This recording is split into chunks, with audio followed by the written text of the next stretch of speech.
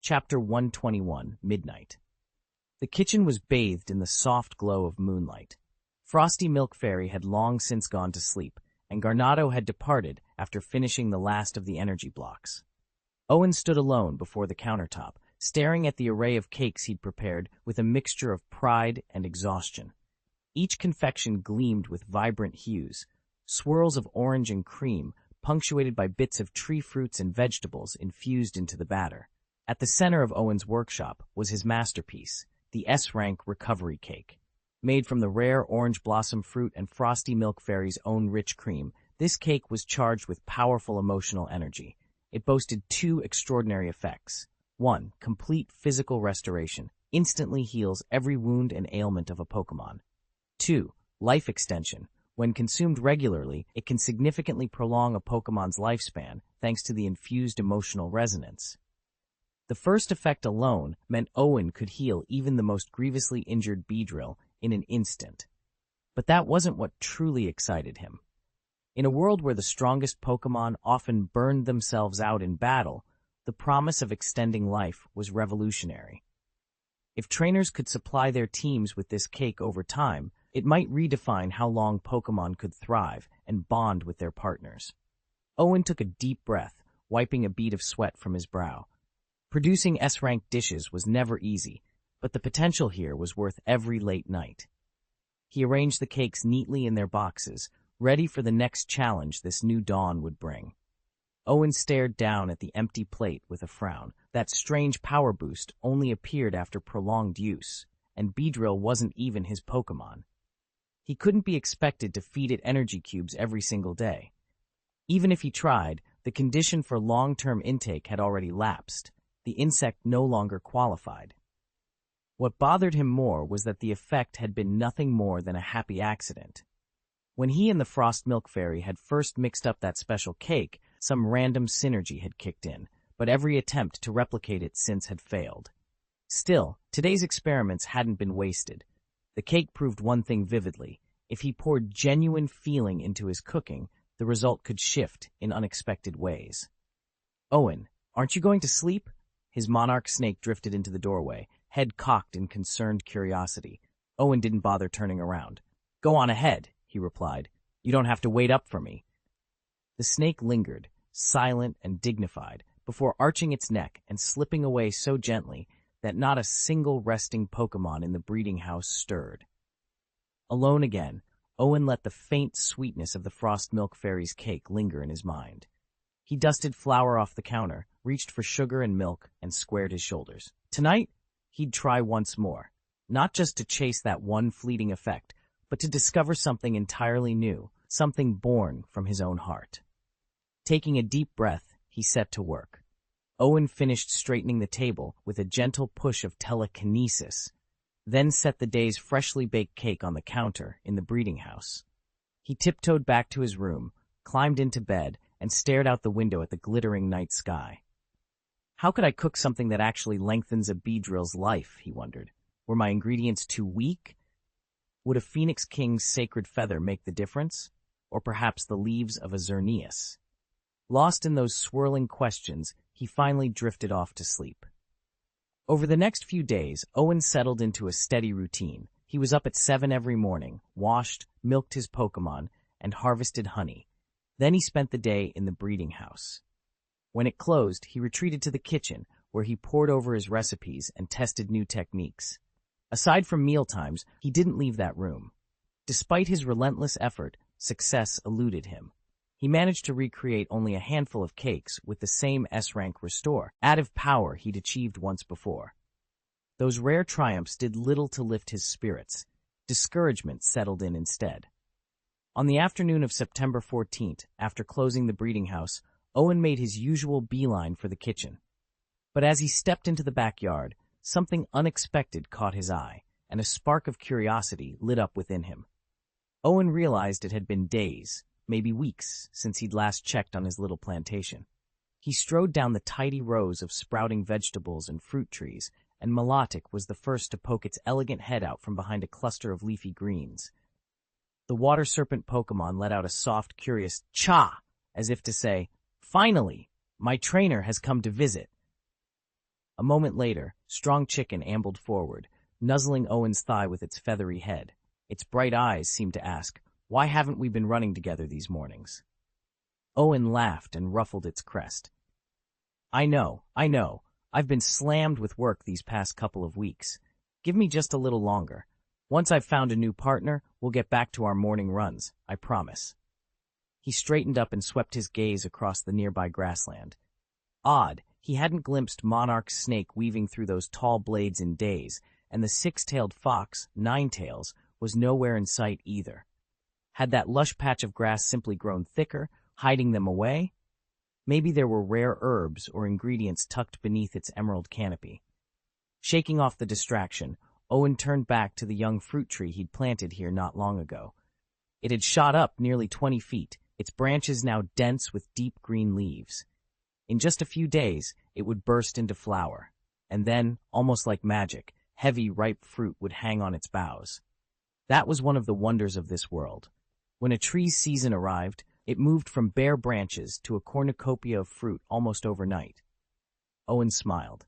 With such promise in the air, he was even more determined to keep tending his crops and his Pokémon every single day. In the wild, most fruit trees will bear fruit in every season except winter, and their lifespans stretch for centuries unless something catastrophic happens. That said, not every species follows this pattern. Peach trees, for instance, bloom and fruit only during specific months, and if they never fruit, they have no chance to develop mutations. Vegetables, by contrast, behave differently. This season, Owen had planted Chinese cabbage, bitter gourd, and spinach around the reservoir. Now, as spring gave way to summer, almost all his crops had reached maturity. The Chinese cabbages in particular were thriving. Each plant stood over 1/2 meter tall, its broad, emerald leaves layered like the fans of a cattail reed.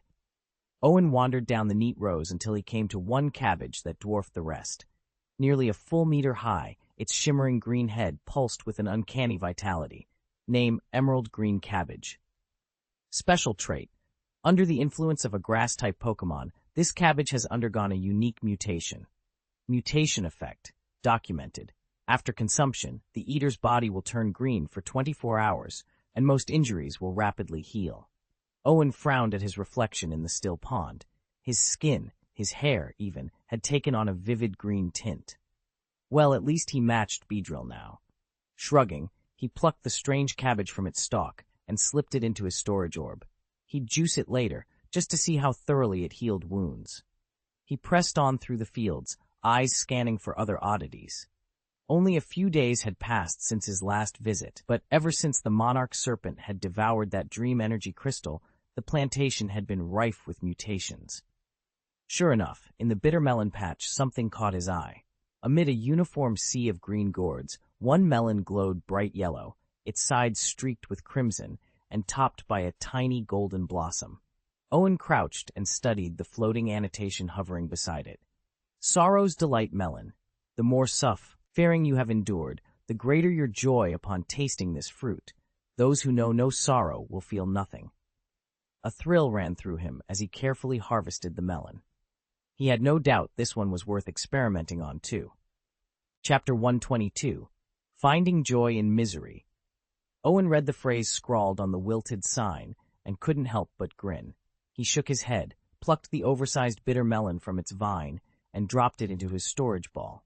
These two mutant harvests, bitter melon and its companion fruit, had lifted his spirits. Brimming with renewed energy, he pressed on down the overgrown path. After a few minutes, a small vegetable plot came into view. Most of the greens were unremarkable, until Owen's gaze locked on a patch of spinach. Out of 20 stalks, 2 or 3 were completely white, as if struck by albinism. He crouched beside the row, eyes narrowing with curiosity, and summoned his exploration eye. Dream spinach, a mutant variety created under the influence of a grass-type Pokémon. Upon consumption, it induces a hypnotic state. Within 1 minute, the eater falls into a deep, unresisting slumber and enjoys a sweet, dream-filled rest. Owen frowned.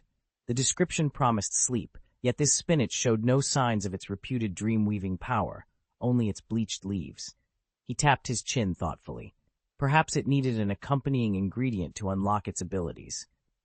Could the bitter melon he'd just harvested be the missing catalyst? If so, white spinach might yet live up to its name and lull any eater into the sweetest of dreams. Owen surveyed the little patch of spinach in front of him, disappointment tugging at his chest. Only 3 plants had survived. He gently plucked their broad, dewy leaves and glanced over at the monarch snake coiled among the garden's ferns. "Shoo shoo," he called softly, holding up the spinach. "If you ever spot any other rare herbs, I need to know right away." The serpent, Shoo shoo, lifted its head, its iridescent scales catching the afternoon light. With a slight, reverent nod, it began to emanate that familiar verdant aura, the green grass field technique flowing from its coils into the soil. Owen knew it had wanted to warn him long ago, but hadn't found the time. Now the plants around them trembled in response, their color deepening to a rich emerald. Satisfied, Owen didn't linger.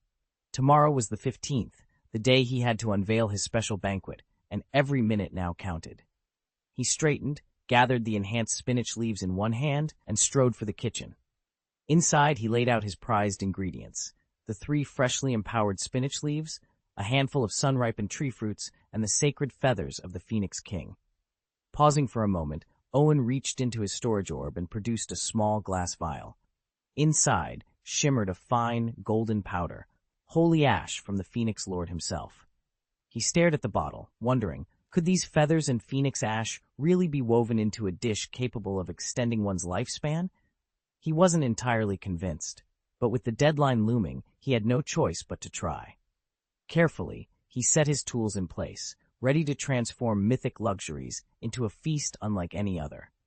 Owen frowned as he reread the descriptions. The holy feather was said to be absorbed only by pure psychic-type Pokémon, greatly boosting their strength and potential, but it did nothing for longevity. And the holy ash? Its sole power was to revive creatures that had just died. It couldn't extend a life already spent. At best, it might bring back a Beedrill whose life had run its course, but without true vitality, Owen had no idea how long the resurrected Pokémon would actually last. All right, he decided, let's see what these mutant veggies can do. He called his frost fairy from the back room and set about experimenting with a new batch of cakes. September 15th, mid-afternoon. Even though Owen's breeding house had sold out for the day, he kept the door open, quietly hoping for any latecomers. Just before 5 o'clock, a familiar silhouette appeared at the trailhead. At first glance, it was someone he knew, yet someone different. Liang Feng had shaved off his beard and trimmed his hair into a neat cut. He wore a crisp white t-shirt under an open white button-down, paired with loose, comfortable trousers. The effect was unexpectedly fresh and straightforward. Owen leaned back in his chair, a small smile playing on his lips.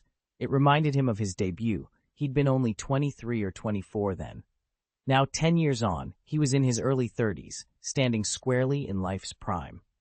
He felt more at ease now, far removed from the uncertainty that had haunted him during his last slump. A gentle knock at the door pulled him from his reverie. Liang Feng stepped inside, careful not to startle him. "Brother Owen," he said with a respectful nod, "I chose the afternoon to drop by. I hope I'm not intruding?"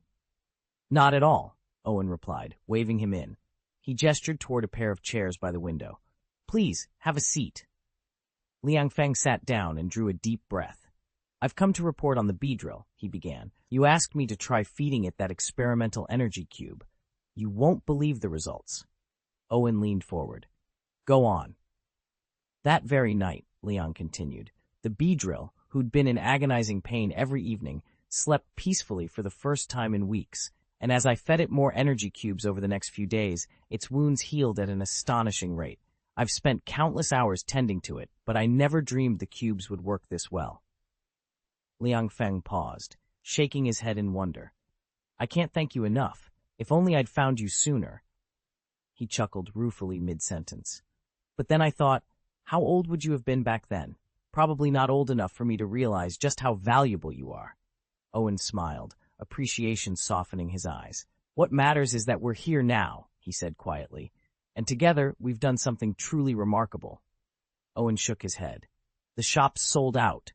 Come inside. Your custom cake is ready." "All right." He led the way past the empty pastry counter, neither of them commenting as they wound through the greenhouse, skirted the orchards, and finally stepped into the private garden. The afternoon air was still and hushed, broken only by 3 bees darting between blossoms. At last they came to the little clearing where a wooden table, covered in a checkered cloth, had already been set up. Owen tapped his storage orb, and the lid swung open to reveal his carefully prepared cakes. "I've made 3 varieties," he said, lifting the first from the orb. It was a petite sponge cake, topped with a thin layer of white icing. "This one accelerates your giant bee's healing. Any wound closes perfectly in moments, and it even grants a slight life extension boost. If your beedrill takes this, his injuries should vanish, and maybe that will help loosen the knot in his heart." He held the cake out, the soft light gleaming off its delicate frosting as he waited for his friend's reaction. Owen held 3 small cakes in his hand and looked down at the massive beedrill before him. Its wings fluttered weakly, and its compound eyes were dull, its life slipping away with every passing moment. "I've studied these recipes for weeks," Owen began. "Each of these cakes can cure your beedrill's illness, but they differ in effect." He lifted the first cake, a pale yellow square flecked with white crystals. "This one will restore it immediately. It's made mostly from honey infused with revitalizing pollen. The downside is that the cure is only temporary. The beedrill will live for at most 3 more months." Next, Owen revealed a slightly larger cake, tinged a deep green. "This one tastes bitter. Definitely not the kind of sweet treat your beedrill usually likes. But it has 2 great advantages. It not only cures the disease completely, it also grants your beedrill a deep, restful sleep filled with pleasant dreams. Whatever it's been longing for, it'll experience in its slumber." Finally, he held up the third cake, this one a rich, dark brown with streaks of crimson. "And this, well, this cake is the most complex. It, too, brings a full cure, but the ingredients are rare, and its effects, I need more time to observe them. I can't yet say exactly what your beedrill will feel or see." Liang Feng's eyes flicked from Owen to the waning insect at his feet. He'd raised the beedrill from a humble weedle, watched it evolve through every stage, and not once had it spoken to him. All this time, he'd wondered what the giant bee truly desired. He sighed, deciding, "Let's go with the green one, the bitter cake. I want to see what it dreams of." Owen hesitated. "Aren't you curious about the third option?" Liang Feng shook his head. "No. I've waited this long. I want to know what my beedrill has been wanting all along." His eyes sparkled with anticipation. Owen nodded, carefully wrapped the green cake in parchment, and handed it over. As Liang Feng prepared to feed it to his companion, a hopeful hush fell over the small clearing, and even the wind seemed to pause, waiting to see what dreams the mighty beedrill would finally live. Judging by how each pastry outshone the last, the third cake was clearly the most exquisite of the lot.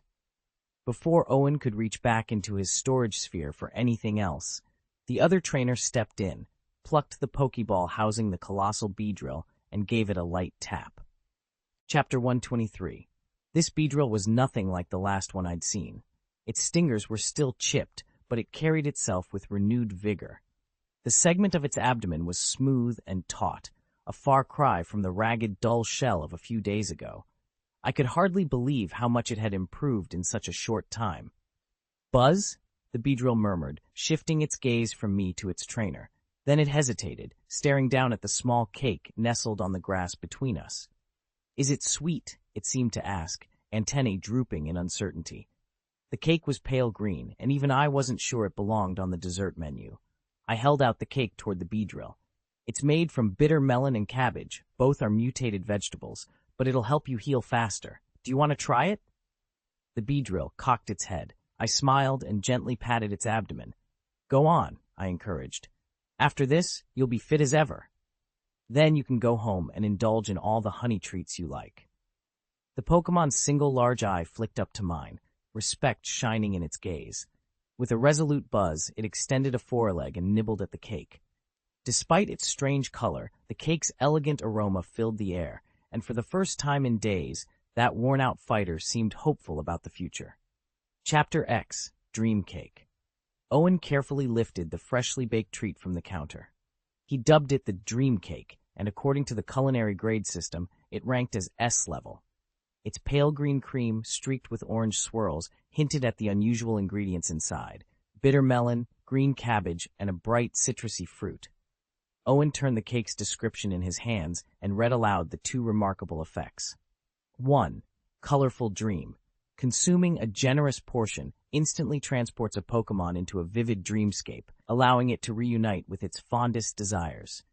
If the baker eats the same dream cake, he can peer into the dreamer's visions. 2. Full restoration. All physical injuries sustained by the Pokémon are completely healed upon eating the cake. He set a single slice on a leaf plate and knelt in front of his Beedrill, who had been through a brutal training session just hours earlier. The insect Pokémon's wings quivered in the aftermath of battle, and fresh scuffs marked its chitinous armor. Beedrill hovered uncertainly over the offering, its antennae twitching. Buzz, it buzzed, disbelief clear in its tone. Owen offered a reassuring grin. I know it sounds crazy, but trust me. Just one bite and you'll be as good as new, and you might even get the sweetest dream of your life. Beedrill hesitated. It still remembered the energy cube Owen had given it days ago, and how it had felt fully charged afterward, as if some hidden power had swept through its body. Though skeptical, it couldn't ignore that extraordinary recovery. Cautiously, Beedrill extended a stinger and scraped a bit of the green cream onto its mandibles. The moment the frosting hit its tongue, Beedrill froze. Its eyes narrowed. A fierce, bitter wave surged across its taste buds, so intense that it felt like a minty shock, numbing and refreshing all at once. For an instant, the world around them fell silent, leaving only the echo of that overwhelming bitterness. Then, as Beedrill swallowed, a faint glow began to surround its battered form, the promise of complete healing shimmering in the air. But in the next instant, Beedrill froze in midair. It actually felt its old wounds knitting themselves back together at a bewildering speed. A warm energy pulsed through its abdomen and then radiated outward.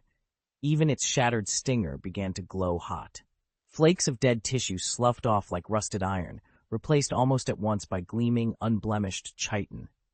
Its once blinded right eye cleared, and Beedrill shook its head in disbelief, as if it had been reborn. Vitality surged through every fiber of its being. Eat quickly, Owen urged. You'll be back to full strength once you've eaten. Beedrill, still buzzing with exhilaration, snapped out of its trance and fixed Owen with an imploring look. Hurry, feed me. Owen, stunned into silence by the miraculous recovery he'd just witnessed, finally collected himself. He scooped up the cake, brought a generous bite to Beedrill's waiting mandibles, and watched as his partner devoured it in eager, grateful gulps. Owen watched in awe as his Beedrill's wings began to beat with renewed strength, and its stinger gleamed with deadly precision. Tears threatened in his eyes. How long had it been since he'd seen a Beedrill so proud and formidable? As the last of the healing jelly disappeared, the transformation was complete. Gone was the battered, listless Pokémon with dull eyes. In its place stood a lithe warrior, every muscle coiled and ready. An aura of sheer confidence radiated from it, and even the nearby honey-gathering bees dared not come closer. A sudden flutter of wings carried a new energy through Beedrill's body. It lifted its head and fixed its gaze on a Dragonite circling high above. With a defiant buzz, Beedrill launched itself upward, ready to take the fight to the sky. Hold on, Beedrill, Owen called, heart pounding. He could feel the wild fighting spirit surging through his partner, but he hadn't given a single command yet. Then, as if pulled back by an invisible leash, Beedrill's eyes began to droop. In the next instant, it wobbled on its feet and collapsed to the ground in a heap. Beedrill? Owen gasped, rushing forward and scooping the trembling Pokémon into his arms. He stroked its head gently. It's all right. Your cells are regenerating so fast, you're just exhausted. Get some rest, buddy. He settled Beedrill on a soft patch of grass, keeping a protective hand on its side. As he watched his friend drift into a deep sleep, Owen couldn't help but smile. Battle or no battle, they'd come a long way together, and there was so much more ahead of them. Owen offered a reassuring smile to the drowsy Pokémon curled beside him. It's almost time for it to drift off. Want to see what it's dreaming about? He carefully sliced a small piece from the dream cake set on the table. Still catching traces of Beedrill's dream? He teased. Liang's eyes lit up with excitement. He never tired of Owen's little demonstrations. Owen chuckled. Of course. My dreamscape power lets me reconstruct whatever's on its mind, especially after it's eaten that cake. He took a bite himself. Almost immediately, a subtle mental thread wove itself into his consciousness. Owen's fingers moved as though shaping soap bubbles, coaxing a swirl of prismatic mist between his palms. Within that mist, an image took form. A unicorn beetle, its shell gleaming in strange iridescent hues, staring around in obvious confusion, clearly unsure why it had been transported back in time. In the next instant, a bright green caterpillar slithered into view at the beetle's side, and a young trainer's voice rang out. "Unicorn beetle, don't space out, use poison sting." The beetle's horn twitched as it spotted Liang, who beamed with anticipation. Just then, a fine strand of silk whipped through the air and snagged on its horn. In that split second, the scene crystallized in Owen's mind, and with it, the rest of the dream fell into place. This was the first battle the unicorn beetle had fought since Owen captured it. It still remembered the sudden strike from behind, the sharp crack of a stick against its shell, the world going black and waking up bound and bewildered. No wonder it had been so reluctant to obey in its debut, and why it had fallen to that rival's caterpillar. But those days were over. Now, its multifaceted eyes glinted with purpose. Though it still trailed a Beedrill in raw strength and speed, it carried something far more valuable, real battle experience. Once again, they stood in the novice village arena, Owen facing his opponent. The other trainer's voice cut through the morning air. "Caterpillar, use tackle." In a flash of green, the larva charged headlong. Thrill coursed through the unicorn beetle's limbs. With a single fluid motion, it pivoted aside, Caterpillar's full force crashing into empty space. "Great dodge," Owen shouted, heart pounding. "Unicorn beetle, poison sting." Chapter 124. Owen stared at the image of the unicorn beetle on the screen, a surge of nostalgia lighting up his eyes. He let out a soft, rueful laugh. "That was our very first battle," he said. "Funny, back then we barely knew each other, and my first command ended in a total disaster." The man next to him glanced over. "Is this the moment you wanted to revisit?" Owen simply nodded, urging him to keep scrolling. The next photo froze the beetle in mid-growth, its carapace swelling after crushing a green caterpillar, though it hadn't yet evolved. In the following frame, Owen's first rival appeared, a confident Bulbasaur, vines raised and ready to strike. As the sequence of images played out, Owen felt old memories settle back into place. He remembered how, in his eagerness to bond with the unicorn beetle, he'd rushed the taming process and used all the wrong techniques. The creature refused his commands, and Owen, young and impatient, had insisted on a one-on-one duel to prove himself. He'd thought sheer willpower would win its loyalty. Instead, the beetle lashed out with a brutal sting that sent him straight to the hospital. It was only after recovering, humbled by the experience and willing to learn, that Owen finally earned the beetle's trust. From that day on, they became inseparable partners. He let out a quieter laugh, rubbing a hand over his stinging scar. "We've come a long way since then." From that day on, Owen and his unicorn beetle moved in perfect sync. One by one, they defeated every challenger, from the wild Caterpie to the scrappy Rattata on city streets, and finally the Bulbasaur at Owen's school. That Bulbasaur was their first truly tough opponent. Its chlorophyll ability doubled its speed under bright sunlight, so its trainer always picked the sunniest days for battle. No matter how many times they faced off, Owen and his beetle fell short, until one fateful match changed everything. Pushed to their limits, Owen's unicorn beetle suddenly learned Bug Bite in the heat of battle. With that decisive move, it toppled the long unbeatable Bulbasaur.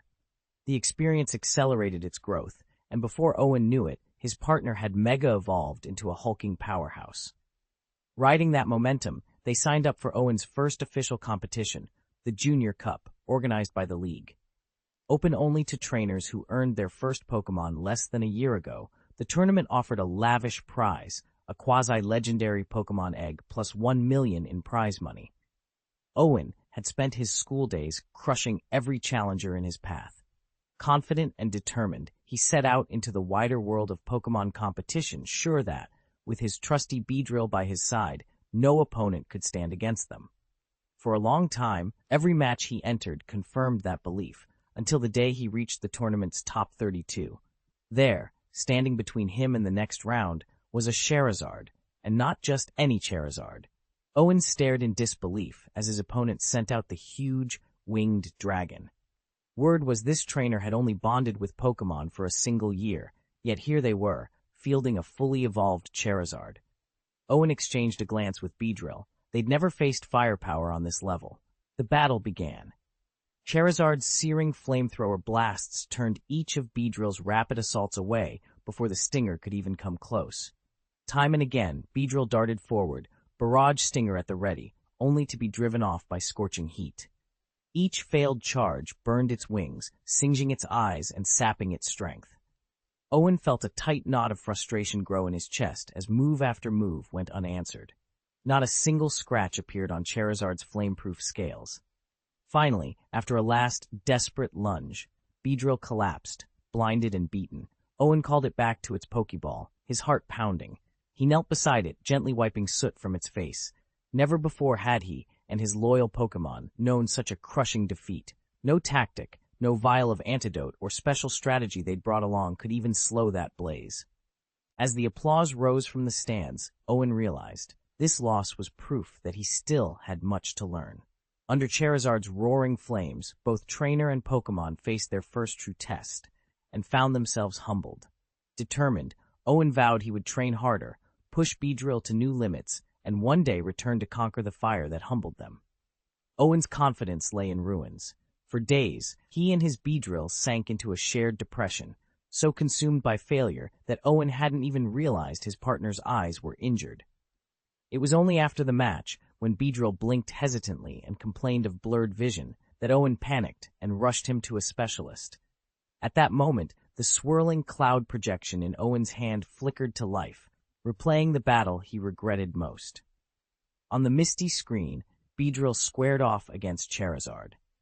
Every flame blast roared toward him, yet Beedrill was unnaturally swift, darting through the heat as if he knew exactly where the fire would fall. Then, with both stingers extended, he struck. Deep gouges appeared across Charizard's flank, and the giant dragon collapsed. Victory was Beedrill's. Watching that memory, Owen closed his eyes. That was the worst time of my life, he admitted softly. If I'd taken him in sooner, his eyes would have healed without any trouble. He forced a wry smile. Honestly, I wasn't much of a trainer back then. A heavy silence followed. Then the image in the clouds shifted again. The scene expanded into a massive stadium, bleachers packed tight with unseen faces, the floodlights gleaming off the enlarged battlefield. Owen felt his heart quicken. Whatever challenge lay ahead, it was only just beginning. Owen stepped into the arena, an expanse that must have stretched the length of 3 football fields. Across the battleground before him, the lights glinted off his partner's massive stinger cannons.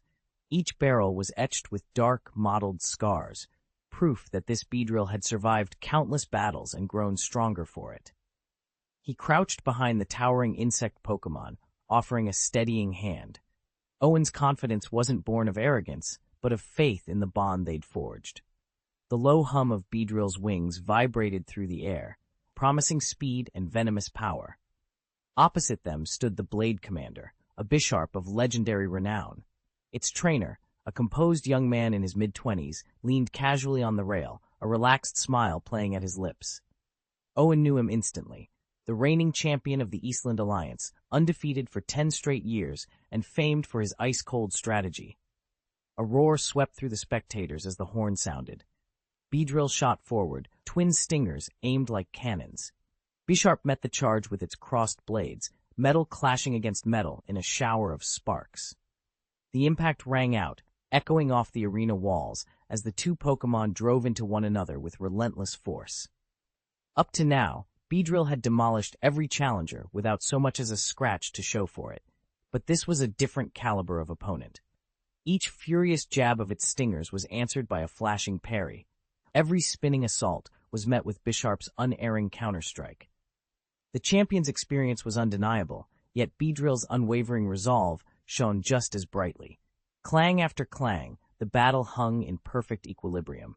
Neither side would concede. This was the pinnacle, proof that two masters and their Pokémon had reached the very limits of skill and willpower. And as steel met steel once more, Owen knew that only one side would emerge victorious. Owen's heart pounded as he watched Beedrill's image flicker to life on the holo display. The Pokemon's eyes shone with feral excitement, its wings beating so fiercely that the air itself seemed to ripple. Even its stingers bristled in anticipation, ready for one last stand. "Of course, you still crave battle," Owen murmured, voice thick with regret. He'd spent the last 10 years nursing Beedrill back to health, using up every penny of the prize money he'd earned on the tournament circuit. Time and again, Beedrill had begged him to return to competition, but Owen, terrified of risking his partner's hard-won recovery, refused. He'd hidden his fear behind excuses, sending other Pokémon in Beedrill's place, pretending everything was fine. But Beedrill had never been fine. Owen swallowed hard as the holo battle unfolded. In the dreamlike arena, Beedrill found its rhythm at last, executing the perfect combo, moving faster than Owen ever remembered, and finally, driving its final blow straight through the enemy commander's defenses. The digital crowd erupted, but Owen scarcely noticed. He only heard the echo of his own realization. "So this is what you've been waiting for." Before he could blink, the swirling colors in the mist around the holo display shifted again. Beedrill's image melted away, replaced by a gleaming Heracross, its curved horn catching stray beams of light. And standing before it, as if stepping right out of Owen's mind, was the trainer himself. Owen, younger and brimming with the fierce determination he'd once carried into every fight. The scene held him motionless, caught between past and present, between what had been and what could still be. Owen's eyes widened in surprise as he took in the scene before him. This was when I was fighting the unicorn beetle. Chapter 125. Owen stared down at the old photograph, his teenage self clutching a simple wooden staff, brows drawn into a fierce scowl. Across from him stood his stubborn unicorn beetle, horn raised in defiance. The image captured a moment of rival-roused intensity, but recalling it now made Owen's cheeks burn with embarrassment. Back then, the young trainer and his beetle had been at an impasse. During a routine drill, the creature had flatly refused to obey Owen's commands. Frustrated, Owen had demanded, "How do I get you to listen to me?" In response, the beetle had lifted its venomous horn, the message unmistakable, "Beat me if you can." So they sparred. Owen gripped a second staff, met the beetle's horn charge head-on, and struck twice with precise swings. On the second blow, the beetle's multifaceted eyes cleared, and it emitted a curious chuffing sound. Puff, puff, puff. Owen wasn't sure what it meant, but from that day forward, his beetle fell into line. Today's match, however, was anything but routine. As the announcer called the fight, Owen and his unicorn beetle, now a seasoned champion, faced their latest opponent. The beetle lashed out first, spitting 2 poison-tipped barbs that caught Owen off guard. He cried out as they pierced his side, pain blazing through him. Gasping, Owen gripped his staff tighter. The crowd held its breath. Despite the sting of venom and the weight of expectation, he reminded himself of that first hard-won victory. No matter the odds, he would prove again that their bond was unbreakable, and that neither beetlehorn nor poison barb could keep him down. Owen's face was already the color of bruised grapes, but he threw back his head and laughed. "Ha! You can't beat me! I'm your trainer. You'll help me crush every other challenger from now on." Before he could finish, the lingering poison took its toll. His legs gave way, and he collapsed with a heavy thud. The Beedrill crept forward, mandibles clicking ominously. It fixed Owen with a solemn stare and clicked again. Owen, gasping for breath, managed to echo, "Pfft." On the sidelines, Lang Feng stared in disbelief. He'd partnered with his own Beedrill for over 10 years, but that Pokémon had never uttered a word in his presence, let alone talked so plainly. And without any talent for understanding Pokémon speech, Liang had no clue what was being said. Owen pushed himself up on one elbow, wiped a bead of sweat from his brow, and turned to Liang. "He's saying he's already helped you defeat every trainer." For a long moment, Liang stood frozen. Then a slow, triumphant grin spread across his face. Owen drew in a deep breath and laughed again, though the mirth in his eyes wavered. In an instant, his grin faded into a tight line. What he'd said was meant as a throwaway joke, but apparently Beedrill had taken it to heart as his greatest ambition, the very thing driving him to fight with such relentless fervor. He reached out and lightly tapped the glowing drills on Beedrill's forearms, as if clarifying for both of them. That was just something I blurted out when I was young and foolish. And you actually believed me, Owen added with a rueful smile. Now you're finally going to see it through. Around him, the edges of the dreamscape began to blur and fade, the signal that the dream was drawing to a close. In this fleeting world, Beedrill's deepest wish had been fulfilled, if only for a moment. Then, as the vision dissolved, Owen heard the familiar chime of the system. Congratulations, Trainer Owen. You've raised Beedrill's affection from my 10% to 70%. Rewards unlocked. Beedrill's Mega Evolution Set, 3 high-level candies, and 10 Ultra Kalara packs. Owen blinked at the notification, a grin tugging at his lips. Is it too late to claim these now? He murmured. Just then, Beedrill stirred beside him, opening his multifaceted eyes and blinking awake. Beedrill stood there, dazed, at least at first. Then, as soon as it recognized its trainer, it shook itself awake and remembered it had only been dreaming. In reality, it still hadn't fulfilled Owen's challenge. But before it could dwell on that, it spotted Dragonite looming behind Owen once more, and its eyes flashed with renewed excitement. Owen studied Beedrill's eager expression for a moment, then smiled. What do you say? Want to take another shot at the Slash Commander? Beedrill buzzed happily, its compound eyes shining. In its dream, it had defeated the Slash Commander, but it had been 10 years since its last serious training. Its body felt stronger than ever, but could it really stand up to him again? And would Owen even let it battle so soon? All right, Owen said, reaching out to pat Beedrill's tough carapace. We'll regroup, train hard for a few months, and then head to the Zongheng Conference. Once it starts, we'll challenge him for real. Beedrill chirped in agreement, antennae quivering with anticipation. Watching his partner's enthusiasm, Owen couldn't help but feel a rush of nostalgia for the days when he himself was pushing his limits. Owen gave the massive Beedrill an affectionate pat. The towering insect raised its twin stingers and let out a deep, hopeful buzz, as if eager for another round. When the thrill of the moment finally subsided, Liang Feng realized they were still standing in Owen's garden. The sky had gone completely dark. He hadn't expected a birthday celebration to stretch into nightfall. Turning to Owen, he said earnestly, "Thank you so much for today." Owen shook his head. "Don't mention it. I was just glad to see the old Insect King find its fighting spirit again." Liang Feng smiled awkwardly, memories of his first desperate arrival flooding back. "I'm sorry if this sounds strange. When I came here, I'd planned to ask Ai Guanxi to siphon away Beedrill's lingering pain so it could recover. I never imagined that those little ones would end up giving Beedrill exactly what it needed. Owen, don't worry. I'll raise them well and bring them here to you soon." With that, he gave Beedrill one last gentle pat, then bowed deeply to Owen, gratitude shining in his eyes. Owen watched Liang Feng prepare to leave, his mind racing. He'd considered asking Ai Guanxi to help care for the young Pokémon, but decided against it. No matter how well he raised them, they'd never bond as naturally as they would with their own mother. Just as Liang Feng bowed and turned away, Owen called out, "Wait a moment." Liang paused and looked back. "If you plan to enter Beedrill in the Zongheng Conference next year," Owen said carefully, "bring it here a few days before the competition starts. If not, don't worry about it." Liang Feng blinked, then nodded gravely. Understood. He climbed onto Beedrill's back. With a loud buzz, the Pokémon took to the sky and carried Liang off. Owen watched until they were little more than a speck against the horizon, a question echoing in his mind. The Zongheng Conference, held every Lunar New Year, is still more than 4 months away. Now that he had a clear goal to aim for, could he keep Beedrill safe and thriving until then? Chapter 126. Owen shook his head, brushing aside the thought.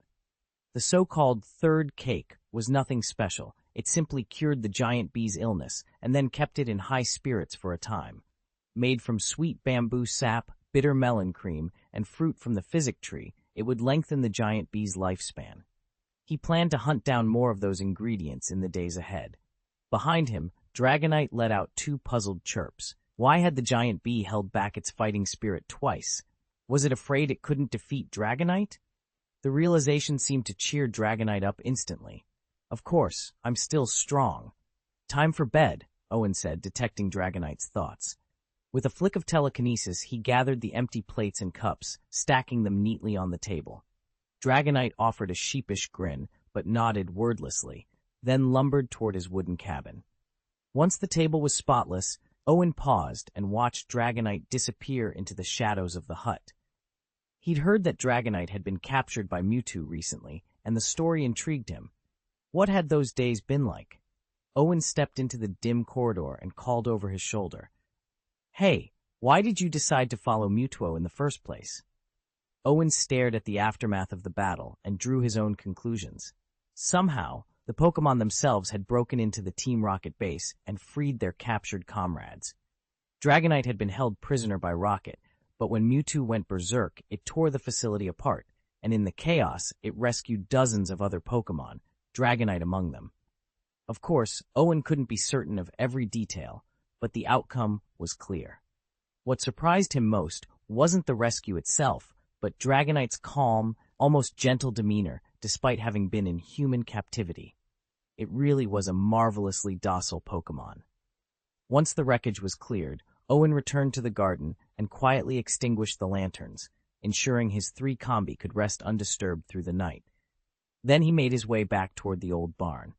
Just before stepping inside, he paused, noticing a solitary metapod perched on the railing, bathed in silvery moonlight. He watched it for a moment. The cocoon's smooth, hardened shell glinted under the lunar glow, and faint pulses of light drifted from its surface. Owen knew Metapod couldn't speak or even move easily on its own, and that its only means of communicating was through telepathy. He glanced over at Gardevoir, standing patiently nearby. "Okay, Gardevoir," Owen whispered. "I'll leave it in your care. Help it feel safe." The red-hued Metapod seemed to brighten at the thought. A few more soft sparkles flickered around its shell, a silent thank you, Owen was sure, before he slipped inside the barn, confident that Gardevoir would soothe its new friend through the night. Owen had read that letting a Pokémon bask in the moonlight could somehow speed up its internal energy digestion, and that faster digestion meant faster evolution. At first, he dismissed the idea as folklore. After all, this was the Pokémon world, and bug types weren't known to absorb any mystical lunar essence. When Metapod mentioned the effect, Owen assumed it was purely psychological. If moonlight put the cocoon in a good mood, that alone might help it assimilate energy more efficiently. He never corrected Metapod. Tonight, however, everything changed. Metapod rested against the balcony railing under the full moon. Owen noticed its cocoon beginning to swell, its segmented shell glowing faintly at the seams. Then a soft, radiant light seeped through the cracks. Owen's pulse quickened. "It's evolving," he whispered to himself. He watched in awe as the glow intensified into a brilliant white. With a sharp crack, the cocoon split apart entirely. In its place emerged a graceful pink butterfly, Butterfree, its wings shimmering like spun starlight as it fluttered free of the discarded shell. The moonlit garden fell silent for a heartbeat, as if nature itself paused to admire the new life before Owen's eyes. Butterfree's wings beat in a gentle rhythmic hum, as she darted about the barn, savoring the freedom of her new form. Fully evolved, she felt her strength renewed, every breeze a caress on her newly patterned wings. After a few joyful loops, she returned to Owen, perching on a low beam just as he stepped into the garden's entrance. His calm eyes followed her every move, pride evident in his expression. Beside him, a translucent status panel shimmered into view. Name, Butterfree, gender, female ability, scale powder, rarity purple. Individual values, HP 9 attack, 16 defense, 14 SP. AC, 29 SP at F, 16. Speed 10 level 19 moves, silk spinning, tacouter, electroweb, telekinesis, poison powder, stun spore, gust, supersonic. Description, a uniquely colored Butterfree. With rigorous training, she has undergone a breathtaking transformation. Intimacy, 96, deeply bonded with her trainer. Happiness, 94, thrilled to have evolved, and hopeful for celebratory dumplings. Owen let out a contented smile. Her evolved stats were leaps and bounds above her previous form, and she looked more magnificent than ever. "You've done brilliantly," he whispered, gently stroking the top of her head. Butterfree responded with an affectionate trill, her antennae quivering. Reaching into his pocket, Owen produced a small plate of freshly steamed dumplings, her favorite reward. Butterfree fluttered down, her wings glowing in the soft afternoon light, ready to celebrate her evolution, and ready to prove just how powerful she'd become. Moonlight glinted off the pale pink scales sparkling along Butterfree's body, and every so often a few drifted down like soft petals. Harmless remnants of its evolution, they scattered silently to the ground.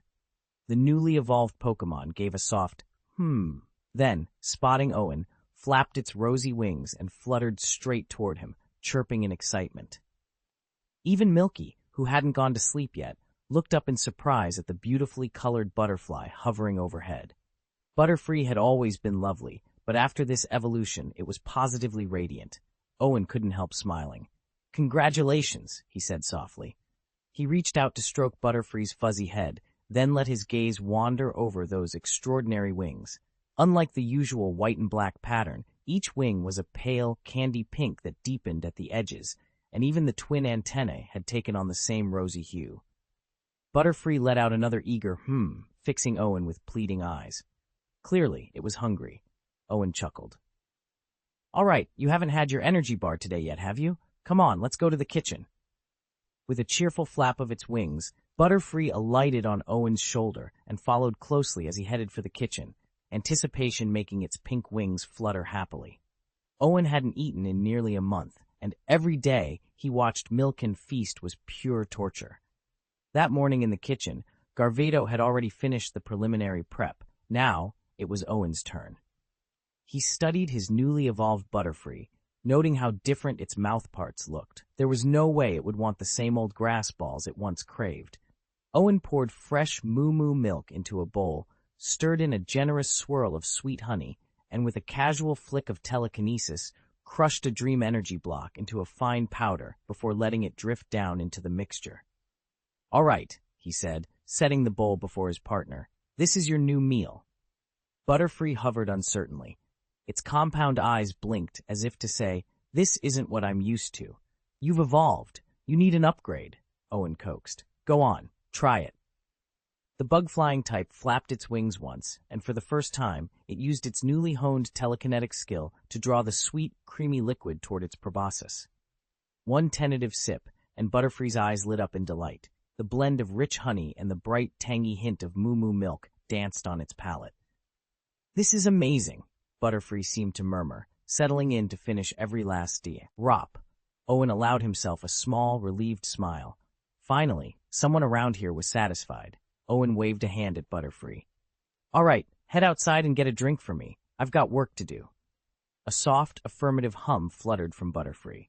With a graceful beat of its wings, it summoned telekinesis, lifting the water basin and guiding it through the open window. Carefully, the little Pokémon drifted across the yard, set its load down by the well, and began to fill it. Owen sank back into his chair and let out a low whistle. "Why didn't I remember that Butterfree could learn telekinesis?" he muttered, shaking his head in mild astonishment.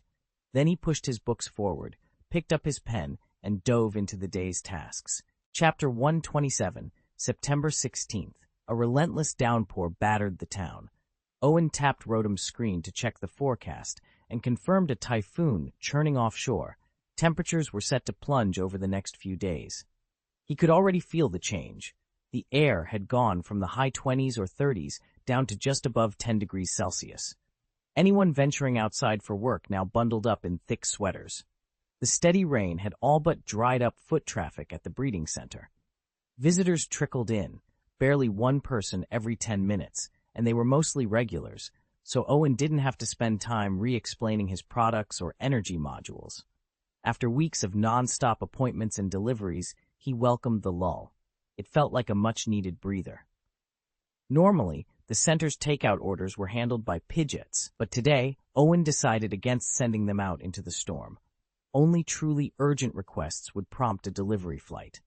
Meanwhile, the frosty fairies, standing watch behind the counter, shivered as damp air crept into the building, their crystalline forms clouding slightly with the chill. It wasn't ideal for anyone, but at least Owen finally had a few quiet days to himself. Owen slumped against the shop counter, peering out through the rain-streaked window at the sparse trickle of passers-by. It was the day after their big baking marathon, and now with the weather turning miserable, very few customers had ventured in. He and his team, affectionately nicknamed the Frosty Fairies, worried their carefully prepared cakes would go to waste. "Hey, don't fret," Owen said, offering them a reassuring smile. "A single day in the shop won't hurt the cakes. And if we really can't sell them all, we'll just have everyone help us finish them tonight.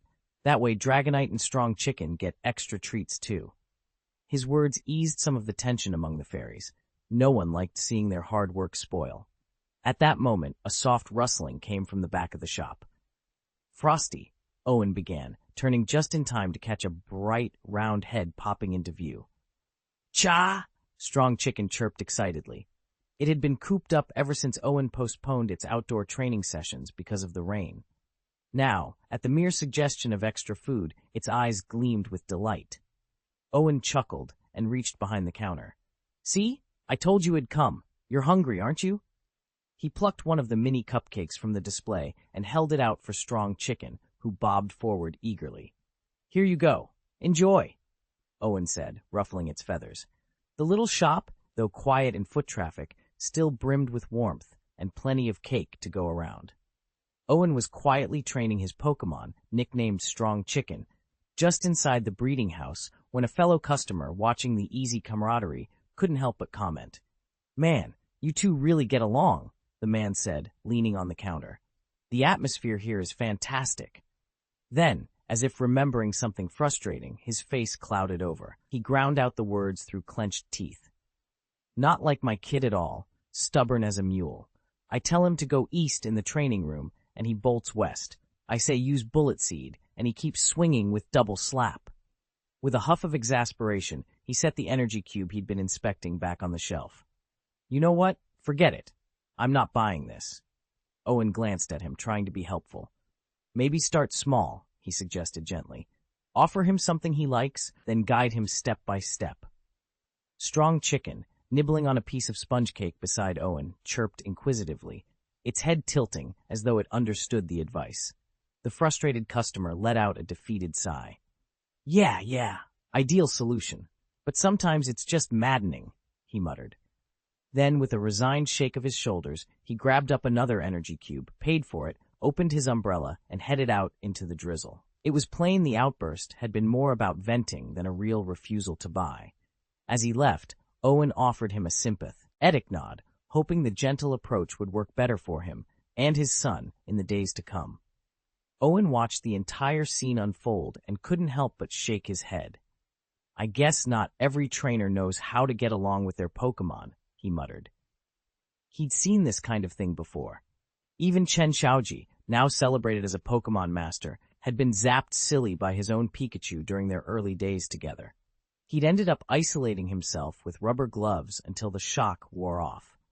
A sudden downpour rattled the breeding center's windows like a waterfall.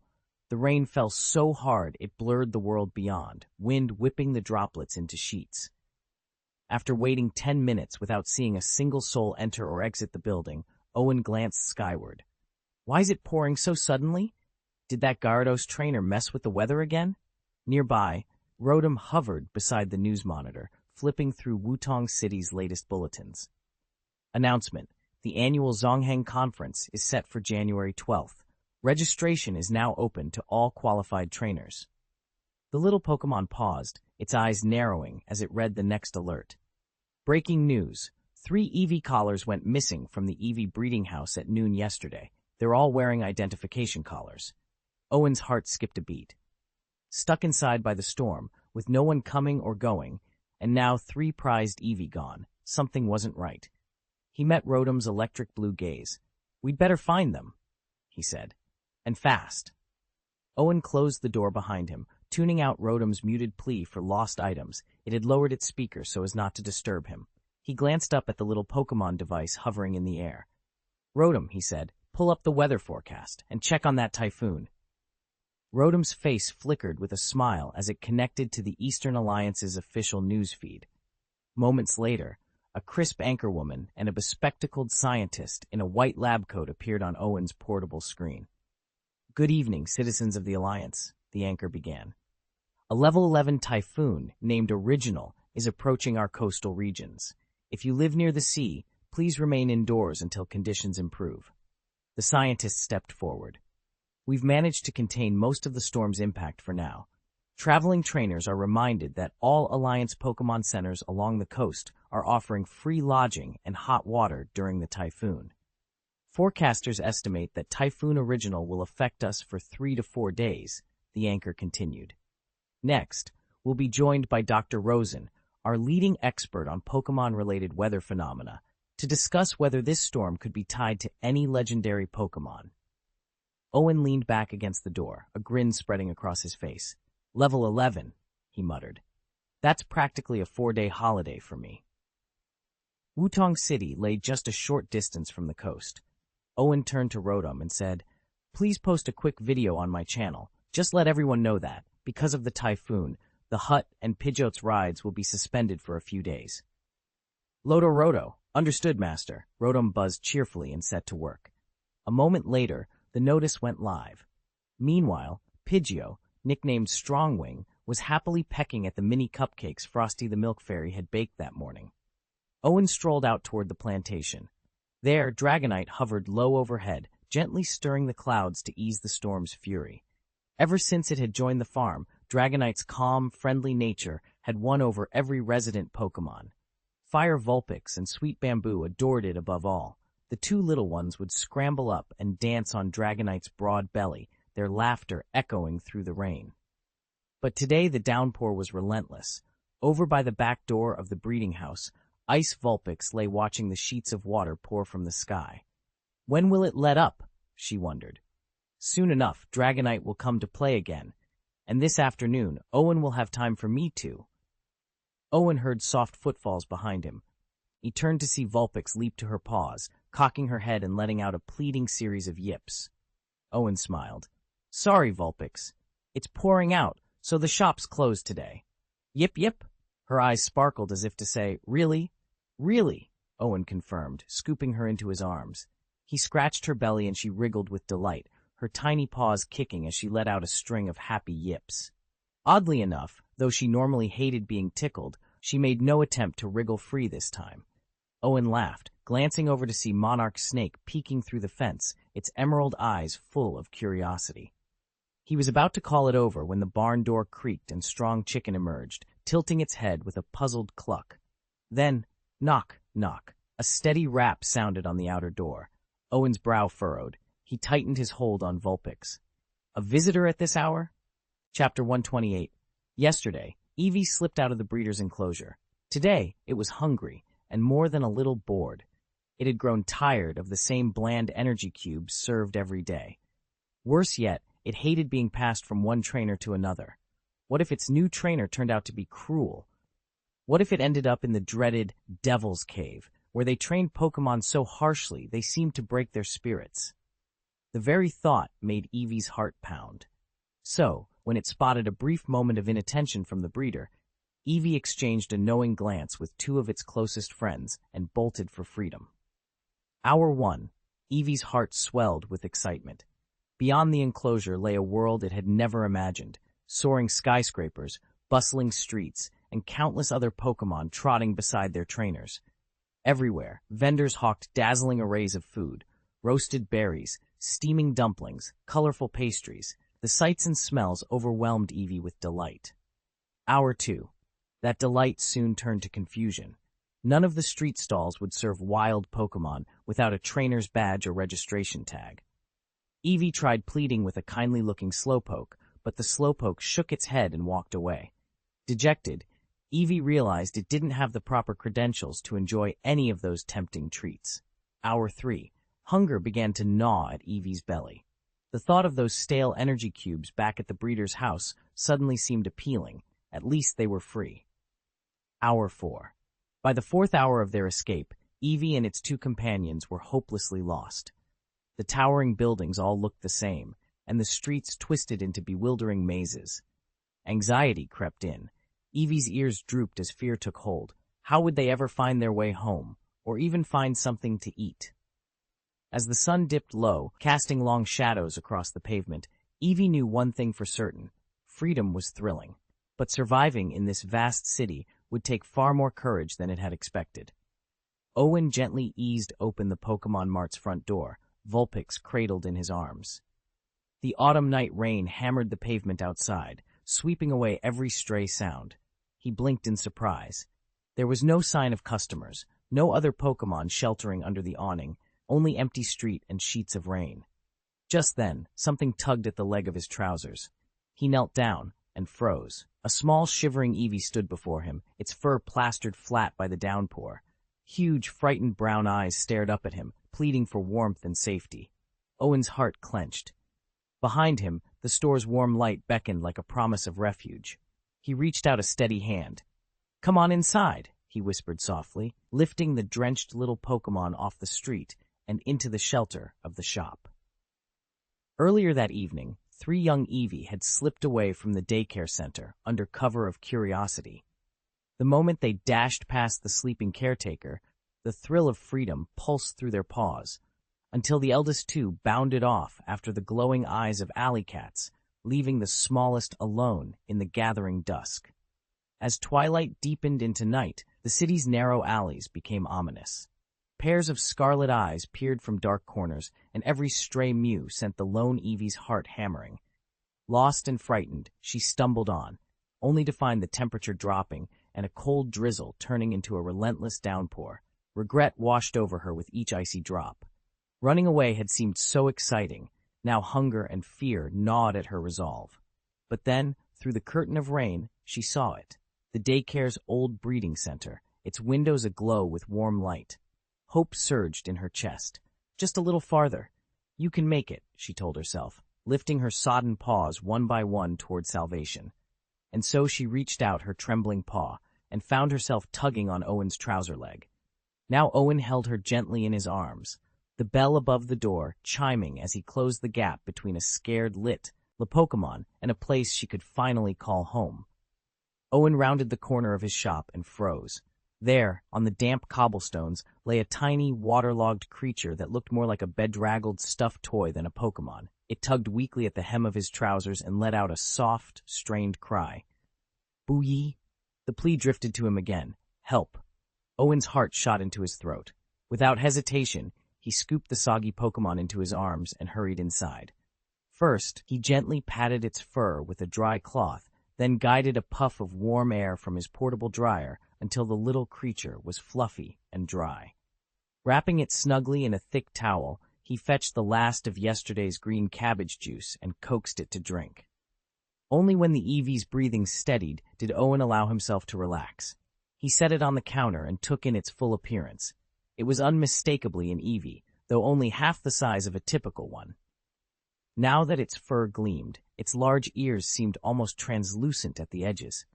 The tuft around its neck was a cloud-white ruff, and its tail's plume was a dark, velvety brown. The tip of its nose was a soft, milky pink. Clearly, this was a well-bred Eevee, not some stray from the wild. Owen wondered, had an absent-minded trainer lost it, or had the little Eevee slipped away on its own? He searched its sleek coat for an identification tag or any sign of ownership, but came up empty-handed. With a sigh, Owen closed his eyes and summoned his special gift, Eye of Exploration. Immediately, faint glimmers of memory and hidden markings began to surface on the Eevee's form, guiding him toward the answers he so badly wanted. Owen set the small Eevee gently onto his palm, frowning as he studied the data on his Pokénav.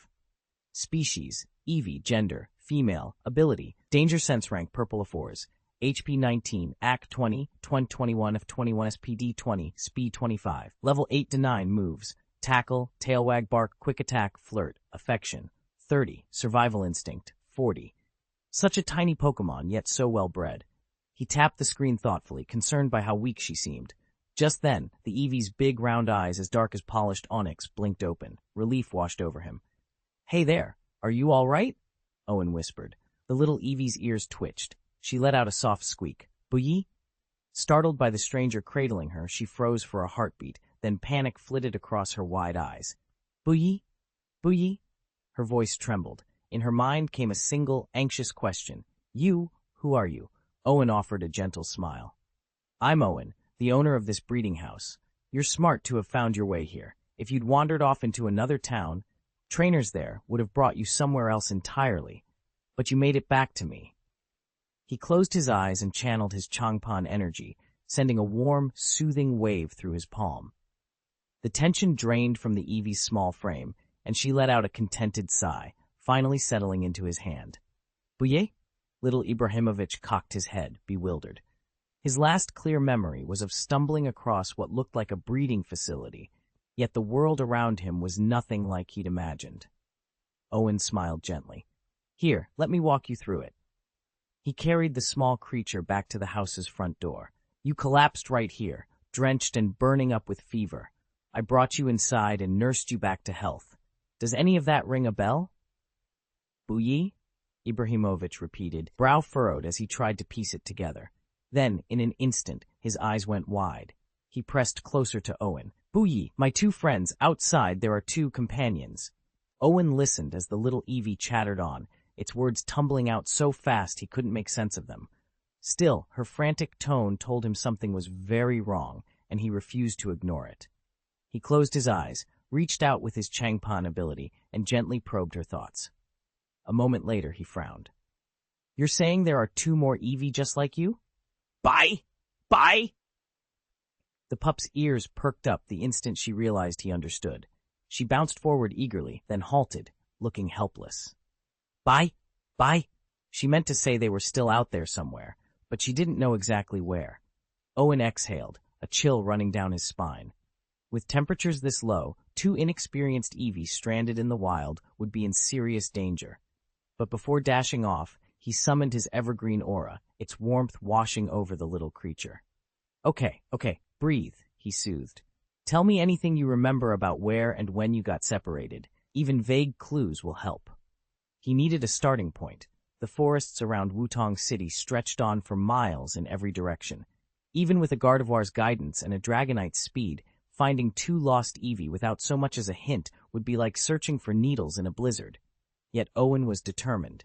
He would find them, no matter what it took. "Be." Owen's soft words gradually soothed the little Eevee, and her frantic whimpers faded. As her breathing steadied, the memory of being torn away from her friends began to surface. Owen quietly called upon his evergreen ability, a refined technique that lets him peer directly into a Pokémon's recollections and reconstruct past events in vivid detail. Images bloomed in Owen's mind. 3 young Eevee slipping out of a breeding facility just after dawn, their tails flicking with excitement. They scampered down the long corridor and burst onto Wutong City's bustling snack street, noses twitching at the parade of savory aromas.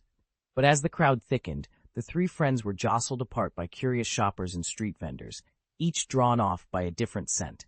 And just like that, the vision cut off. Eevee blinked, ready to fill in the blanks, but Owen held up a hand. "No need to say more. I've got it." From the replay, Owen already understood. This Eevee had come from the Eevee Breeding House in Dacheng District, Wutong City's most reputable establishment devoted exclusively to breeding, raising, and selling Eevee. It had been in operation for over 10 years, known for producing healthy, well-socialized Pokémon. Eevee's ears drooped in relief. Owen gave her a reassuring smile. He knew where she'd come from, and now he'd do everything in his power to help her find her way home. Owen couldn't help but smile as a childhood memory surfaced. He'd first visited the Eevee breeding house with his parents when he was barely old enough to walk. It was there that he received his very first Eevee, and from that moment on, he'd been completely infatuated with all things fluffy. He dreamed of becoming a Pokémon trainer, capturing the perfect Eevee and carrying it in his arms every single day. Now that he'd uncovered Eevee's true origins, the rest of his plan was straightforward. He turned to the Rotom hovering by his shoulder. "Rotom, contact the owner of the Eevee breeding house and see if 2 Eevee are still missing," he said. Also, Owen paused, already thinking ahead to summoning Gardevoir and Dragonite for backup. Before he could finish the thought, a soft glow appeared beside him, and there stood Gardevoir. Owen knew instantly she had sensed his need through telepathy. "Master Owen," she whispered gently in his mind, "you needn't worry about the other 2 Eevee. The breeding house just updated the Alliance Center's task board. They've found those 2, and only the last Eevee remains unaccounted for." Rotom chirped in agreement and projected a holographic screen between Owen and his partner Eevee. At the top, bold letters announced Alliance Task System, and beneath it, a scroll of new and ongoing mission, so waited their attention. Owen tapped the Alliance's mission board and scrolled through the list of assignments. Because Pokémon possess all kinds of useful abilities, the Alliance issues these tasks to meet citizens' needs, and trainers who complete them earn both reputation and much-needed funds for their journeys. He stopped at one entry labeled Task 3, 3 Eevee missing from the Eevee breeding house. San and Wu are siblings. Ju is especially shy. If you locate any of them or have reliable information, report immediately. Reward, 5,000 Alliance coins per Eevee upon confirmation. Note, San and Wu have already been found. Owen clicked for more details and studied the photographs. One of the missing Eevee was unmistakably standing beside him now, its ears perked and its timid eyes fixed on him. He flicked back to see how the other two had been rescued. Two kind residents had spotted their collar tags and immediately returned San and Wu to the breeding house. A wave of relief washed over Owen. He looked down at Ju, who gave a tentative hop forward, and then met the anxious gaze of his partner, Ibrahimovic. With a grin, he ruffled Ju's soft fur and said, "Don't worry, you'll be heading home soon." Owen watched the little Eevee tilt its head in confusion, its big eyes reflecting the flicker of lightning outside. "They're smarter than you give them credit for," he told Rotom quietly. "Those collars won't come off on their own, so we should be safe." The Eevee let out a soft whine, clearly puzzled by the word collar. Owen ignored its question and turned back to his floating companion. "Send a message to the Eevee Breeding Center. Tell them the last Eevee has arrived in perfect health and that someone can pick it up once this typhoon passes." "Right away, Master," Rotom chirped. Within seconds, its screen blinked with an outgoing message and then buzzed again with an incoming video call. Owen tapped the icon and the feed snapped into focus. On the screen stood a young man in his mid-20s, wearing a crisp white shirt and smart glasses. A flare-on padded casually behind him, its ember-tipped tail casting a warm glow. Owen's heart skipped a beat. "Yuji? I thought you were traveling." Yuji offered a rueful half-smile. "Had to cut it short. This storm's worse than they predicted." Owen let his gaze drift away from the screen for a moment.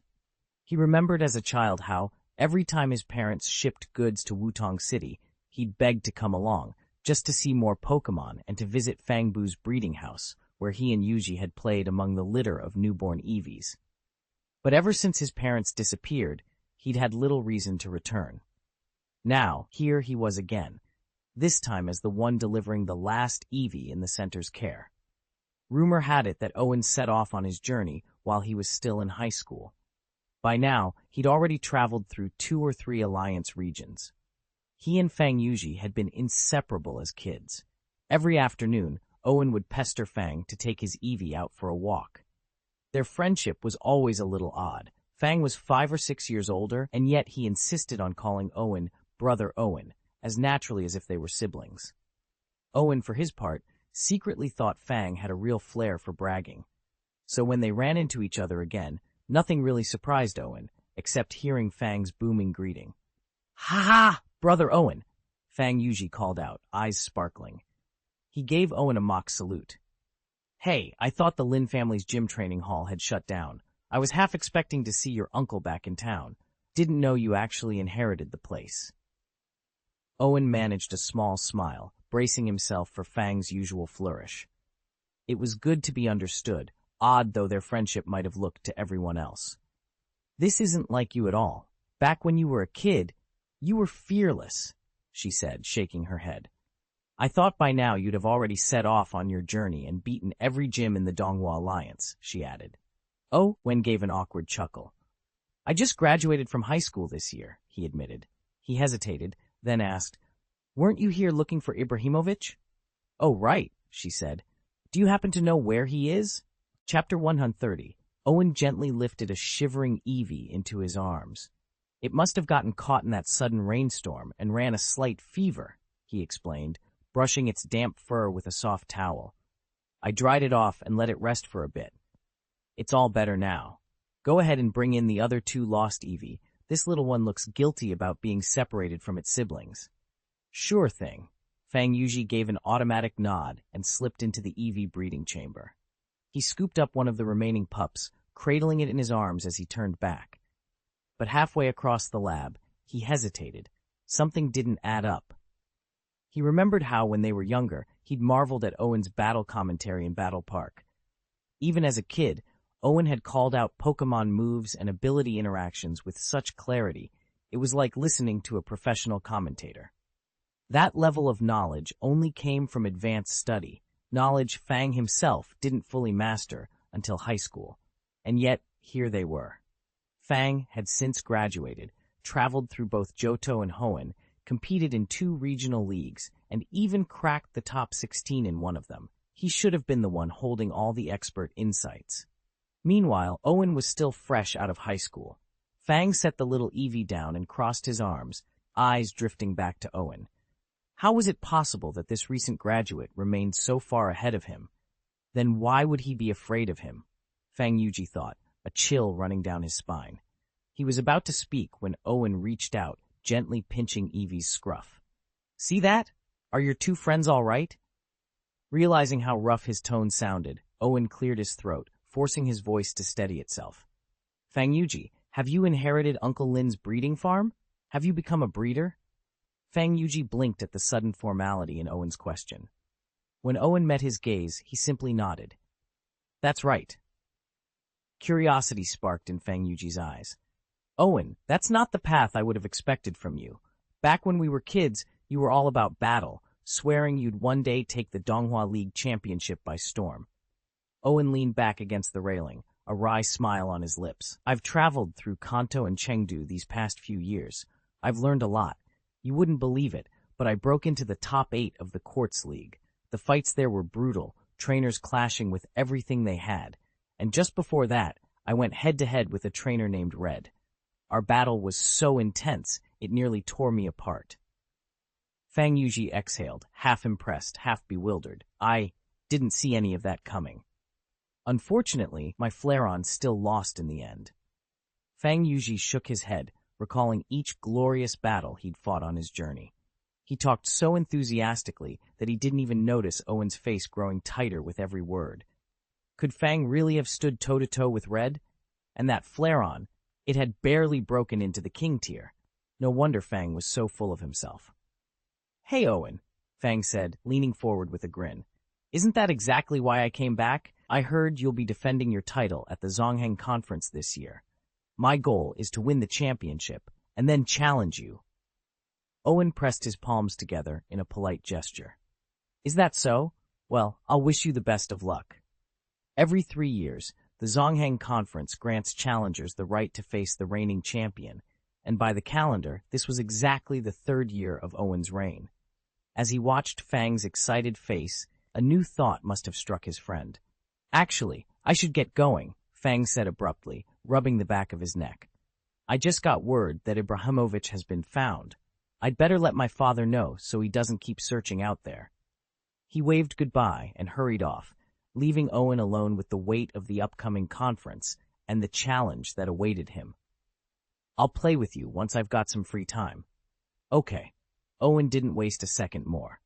He told D-Rotom to end the video call and couldn't help rolling his eyes. Even now, his brother's bragging hadn't let up one bit. Shaking his head, he looked down at the small Eevee cradled in his arms. "Hey there, Eevee." The little Pokémon blinked, as if just remembering he was supposed to be wary of humans, especially since the trainers at the Eevee daycare sometimes walked away with one of his friends. He'd learned that once a human picked you, you belonged to them. Owen stroked Eevee's soft fur. "With all this rain, I doubt anyone will come to pick you up today. Looks like you're stuck here with me for a while." He offered a wry smile. There was something comforting about these quiet moments, just him and a curious Eevee. Eevee didn't struggle. Instead, he tilted his head, confusion softening into tentative trust. Seizing the chance, Owen gently lifted his paws and pressed his cheek against Eevee's plush belly. The little Pokémon's ears twitched, then he let out a contented sigh, and the two settled into an unexpected, cozy friendship. "Woohoo! So cozy!" Owen sighed in contentment as he gently ruffled Eevee's soft mane. With the first chill of autumn in the air, stroking Vulpix's tail had never felt quite right, but Eevee's fur around its neck was pure warmth. "Eevee," Owen murmured, leaning closer. Something had changed in the way the little fox regarded him. The Pokémon that once shied away now leaned into his touch, sighing with relief. It remembered how Owen had rescued it and ensured its friends remained safe, and apparently it remembered the comforting scent he carried too. Just as Eevee stretched its stubby legs up to hug him, a high-pitched whine rang out. "Whine, whine!" Vulpix's indignant cry cut into their moment. Owen gently eased Eevee away and looked down to find his first partner glaring up from the sofa. Vulpix's fluffy tail was held high with irritation as it pawed at his pant leg, tiny claws scratching softly, its resentment plain as day. Jealous, without a doubt. Yet Owen couldn't help but smile. Between his two fire and fluff companions, life was never dull. "Why won't you cuddle me?" Eevee complained, giving a soft, plaintive whine. "All right, cuddle time," Owen laughed. He scooped Eevee onto his left knee and Vulpix onto his right, then ran gentle strokes down each Pokemon's back. Vulpix immediately curled up, content and purring, but Eevee squirmed, shifting restlessly in his lap. Suddenly, a low gurgle rumbled from Eevee's stomach. Mortified, it buried its face in Owen's jeans, cheeks burning bright. Owen couldn't help but chuckle at the sight of the embarrassed little fox. "Let's see if you ever try to run off again," he teased. "Next time, I'll whip up something special just for you." "No soon, no way," Eevee mumbled from beneath its paws. Chapter 131. 30 minutes later, Owen sat back and watched the Eevee devour another energy cube with gusto. A smile tugged at his lips. This little guy wasn't so bad, he thought. He'd risked everything to save his friends, and now, the moment they were safe, he was already thinking of them again. That spoke volumes about his character. But Owen frowned as reality sank in. This Eevee belonged to the Eevee breeding house, not him. Once the typhoon passed, how could he persuade Fang Yuji to let him keep the pup? First things first, he needed to earn its trust. "Bye!" the Eevee chirped happily, crunching a cube down to its last crumb. Owen reached out and scratched behind its ears. "You like these, don't you? They taste better than anything I've seen out here." The Eevee's ears perked up, and it leaned into Owen's hand. "Bye!" a clearly enthusiastic approval. "Want more?" Owen held out another cube. "I can get you these whenever you want, but only if you stick with me." "Bye! Bye!" it replied, tilting its head as if considering the offer. Owen laughed softly. "Sounds like a yes. So how about it, little guy? Will you be my partner from now on?" The Eevee's eyes sparkled, and with an excited "Bye!" it nuzzled Owen's palm. Sealed deal. Owen knelt beside the little Eevee in the nursery's soft lamplight and offered a gentle promise. "You won't go back to the breeding center. You'll stay here with me and be my Pokémon." Eevee didn't look up at first. It was too busy nibbling its snack, unaware of the weight behind Owen's words. After 2 more bites, it stopped suddenly, ears twitching. It raised its head and stared at Owen with those dark, questioning eyes. "Bowie? You want to take me home?" A flood of memories swept through Eevee's mind, the breeding center's cold walls, the endless parade of its former friends being chosen, one by one, until only it remained. Back then, it had escaped on its own and stumbled into Owen's kindness. If this human truly wanted to pick it now, a surge of relief warmed Eevee's chest. But what about the 2 Eevees it cared about most? Would choosing Owen mean never seeing them again? Conflicted, it hesitated, torn between loyalty to its friends and gratitude toward Owen. Seeing that tangled expression, Owen's heart clenched. He reached out, voice soft. "Hey, is something troubling you?" Eevee let out a quiet, uncertain boo-wee. It couldn't bring itself to explain the full tangle of emotions spinning inside. Owen knelt beside the small Eevee, watching its fluffy tail wag uncertainly. In the breeding center, most Eevees waited with eager nerves for the day they'd meet their trainers. They dreamed of new adventures. But Aju's bright eyes held something more complicated than excitement. Owen couldn't use his Changpan ability to peer into Aju's thoughts, so he settled for what he knew. The mission report had called this Eevee shy. Maybe that was why Aju seemed reluctant to leave. He forced himself to smile gently. "It's okay, Aju," he said softly. "If you don't want to come with me, that's all right. Once the typhoon passes, the staff here will come back and take you home." The moment Owen spoke those words, Aju's ears flattened in terror. "Boogie! Boogie!" he cried, shaking his head so hard his little collar jingled. He glanced up at Owen with wide, anxious eyes. Far from refusing him, Aju was terrified of letting him down. Owen's heart thumped. The food here had been good, and Owen himself had tried his best to be kind. Aju's trusting gaze told him everything. He liked this human. He just didn't know how to say it. And after this storm, they might never meet again. Gently, Owen reached out and stroked Aju's head. I'm sorry," he whispered. "I didn't mean to scare you. I hoped you'd stay with me." Aju paused, chest heaving, then pressed his head into Owen's hand. His trembling eased as he let out a soft, grateful yip. It wasn't a complete yes, but it was the start of something neither of them would forget. Owen watched his Eevee pacing back and forth, arrowvents flat and tail twitching. At last, after an obvious inner struggle, the little Pokémon halted and looked up at him with determined eyes.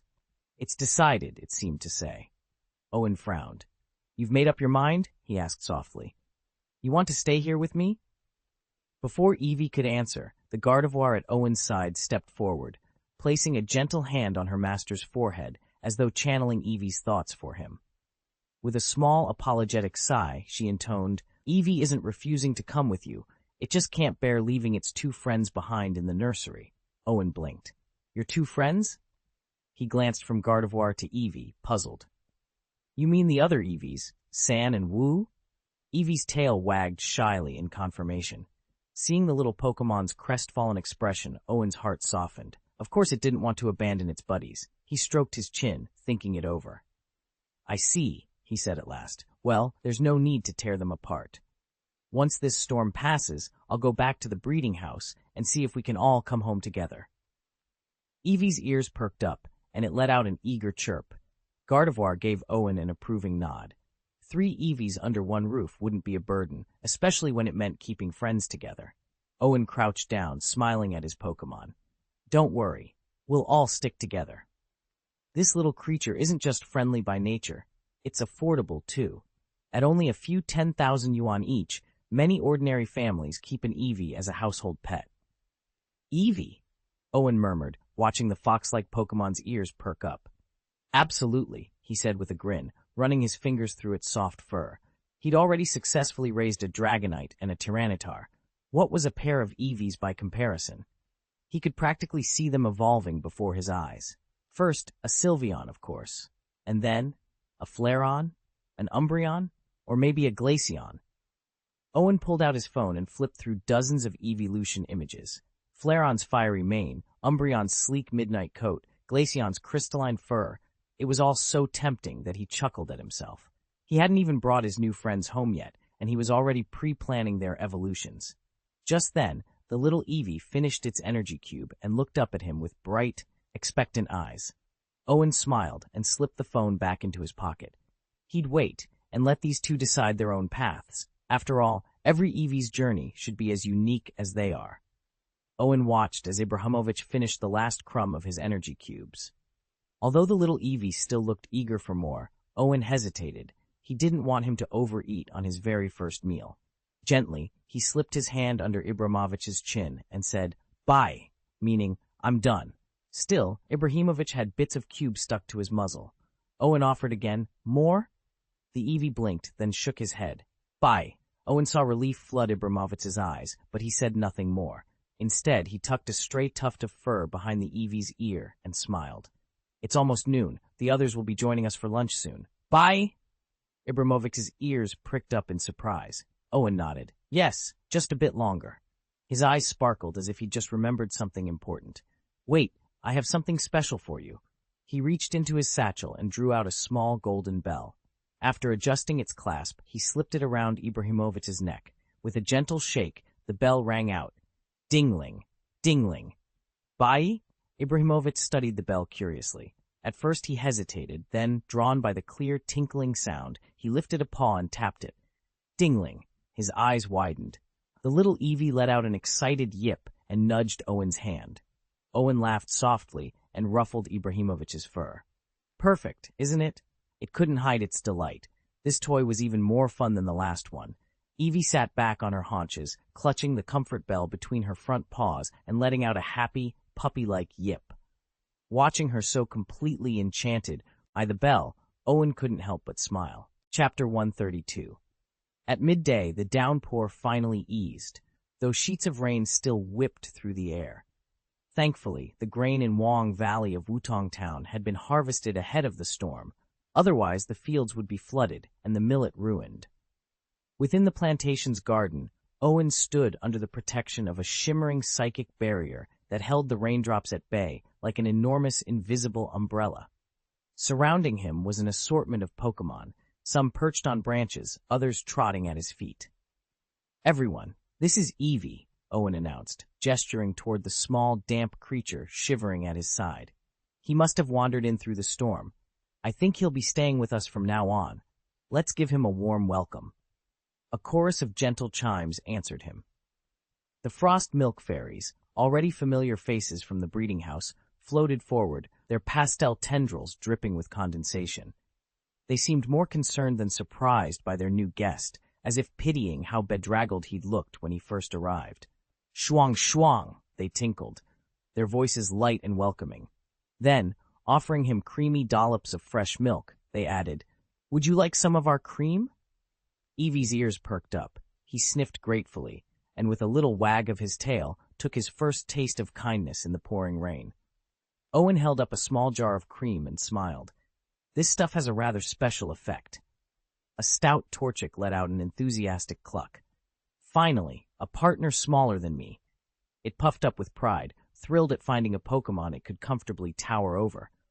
All the others perched in the pine boughs, Pidgeot, Frosty Milk Fairy, Sweet Bamboo, and Flowery Sea Lion, barely registered in its mind. They were either his business associates who shared in Owen's spoils or potential snacks for Owen himself. Hardly competition in its view. Superior simply gave a lazy hiss, as if indifferent, but the gentle sway of its tail betrayed its curiosity.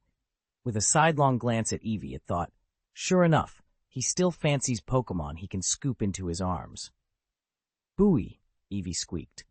Under the weight of so many expectant eyes, the little fox blushed and froze on the round table, utterly at a loss for what to do next. The gentle Dragonite shifted its massive bulk forward, craning its long neck to get a closer look at the little Eevee. But as it stooped down, its towering size startled the puppy Pokémon. Eevee's fur bristled, and with a tiny yelp it hopped back in alarm. Dragonite froze mid-step, awkwardly blinking its large, gentle eyes.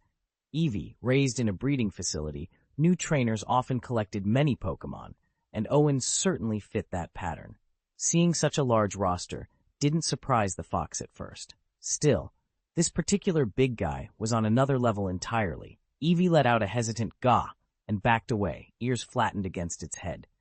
Sensing Eevee's discomfort, the patient Gardevoir floated forward and gracefully swept a hand through the air.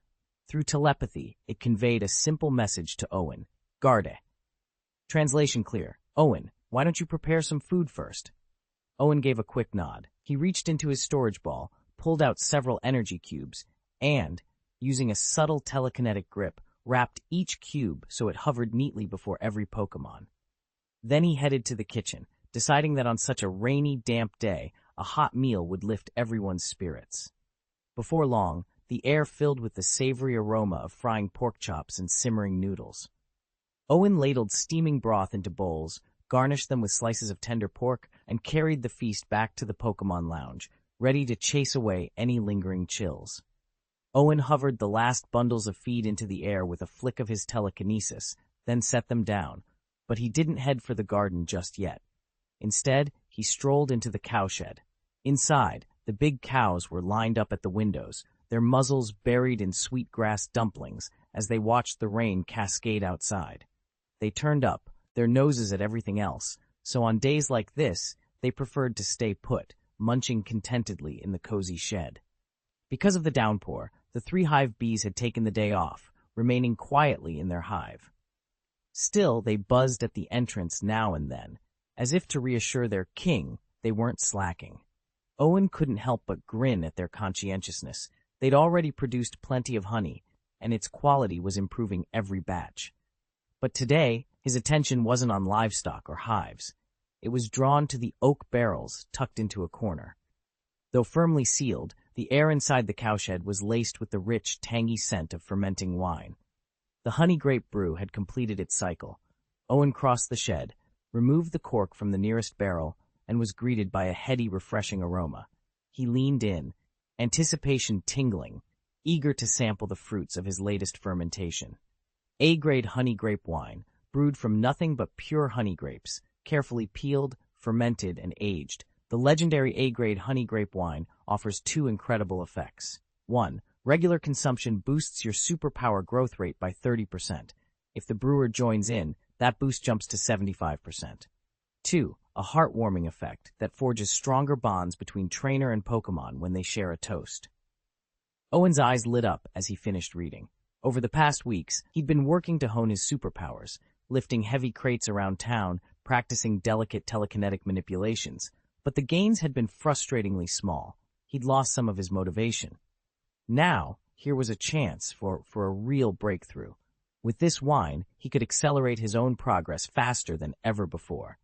He pictured himself downing a glass and another until his powers took off. No one else would get to it first. Yet the wine's second effect tugged at his thoughts. The bond within his Pokémon team had been a constant worry. They were talented, but their trust in each other, and in him, was still fragile.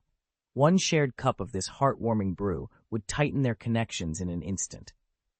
Owen closed his eyes for a moment, weighing his options. Personal power or team unity? He didn't need to choose just yet.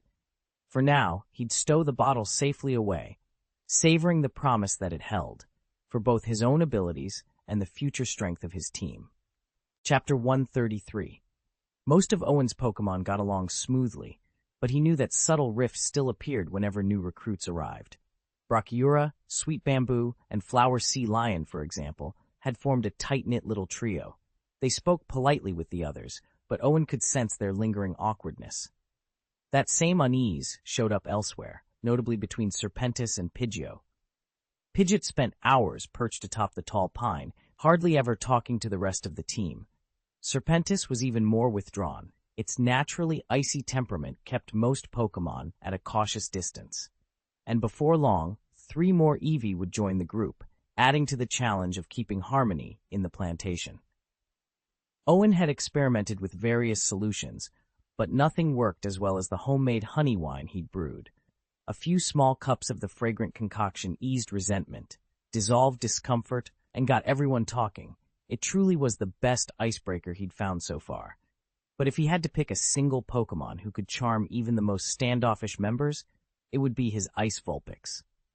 Nothing intimidated her, not the graceful Gardevoir, the towering Dragonite, or the aloof Serpentis.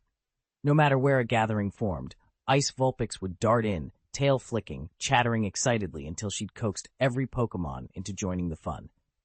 Just now, she was weaving between the trunks of the pine grove, drawing shy Flower Sea Lion out of hiding, nudging Brachyura into a friendly scuffle, and encouraging Pidgeot to spread his wings. Owen watched, a satisfied smile on his face. With a little honey wine and a whole lot of Ice Vulpix's spirited enthusiasm, his ever-growing team would soon feel more like a family than ever before. Owen stepped into the garden, cradling a wooden flask of honey wine, when the Ice Vulpix instantly swarmed around Eevee. Its icy blue eyes were fixed on the little bell dangling from Eevee's neck, and it even flexed its claws as if itching to bat at it. Eevee, for its part, ducked and sidestepped, letting out soft, confused whimpers. Seeing that bell made Vulpix's frosty tails droop in envy. It clearly remembered Eevee had no bell in the barn just moments ago, so there was only one explanation. Owen had given it to the newcomer. A sour twist curled in Vulpix's chest. It had been by Owen's side far longer than Eevee, yet had never received such a thoughtful gift. And this new companion, barely a day under Owen's roof, already sported something so charming. Unable to contain its frustration, Vulpix let out a series of sharp, aggrieved yips. Bing! Bing! Bing! Owen halted on the path outside the cowshed, puzzled by the sudden commotion. It wasn't until he glanced down and saw Eevee's bell tinkling with each step that he realized what had set Vulpix off. Owen couldn't help but chuckle at the scene before him, but inwardly he scolded himself for missing Ice Vulpix's sulking mood in the first place. He knelt beside her and offered a gentle apology. All right, I promise I'll get you a little gift in a few days. Bing, bing, bing. The tinkling bell in Ice Vulpix's paw ceased her grumpy pout. Curious despite herself, Evie crept over to investigate, nudging the comfort bell with her nose to discover how it made that delicate sound. Meanwhile, Owen moved down the line of his Pokémon. To each that could eat, he handed a steaming bowl of noodle soup and a plate of tender pork chops. Then he fetched small cups filled with sweet honey wine. When he came to Superior, however, he froze. The last time the regal green serpent had tasted honey wine, it had, well, let's just say its dignified reputation had taken a bit of a tumble. Owen stared at the cup in his hand, momentarily at a loss for words. Superior sniffed the cup and hesitated, nostrils flaring as it remembered its own tipsy misadventures. What usually was an arrogant, unflappable expression softened into something almost sheepish. It cleared its throat. If I only have a little, it won't, compromise my honor. Owen managed, a small smile. Whenever you're ready, he said, setting the wine down in front of Superior before stepping back, unsure what else to say to his embarrassed monarch snake. Owen cleared his throat. I just mean that this wine doesn't have the same effect as last time. He paused, heart pounding. Was the king serpent speaking under the wine's so-called truth-telling magic, or would it spill its secrets anyway once drunk? If it was only the magic at work, no problem. But if the serpent was simply honest in its cups, Owen hesitated. Before he could think any further, the king serpent swept a vine-like tendril toward Owen, its eyes soft. Drink a little, it seemed to say.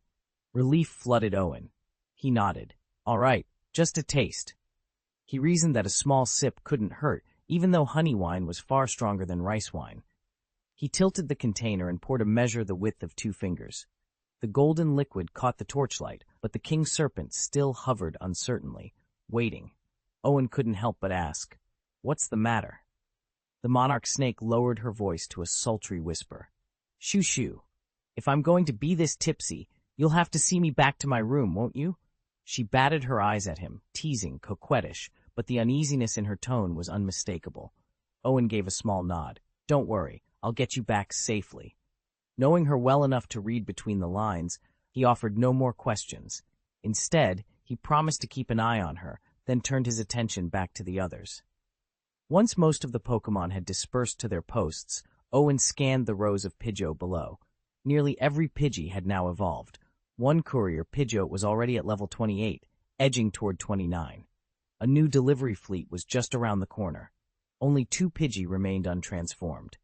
Nearby, his Mew, now fully acclimated to its Pidgeot body, hopped expectantly at his side, its large eyes fixed on the mint pork chop in his hand.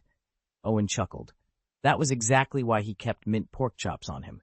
They were Mew's favorite treat, and precisely why he'd overlooked one curious detail until now.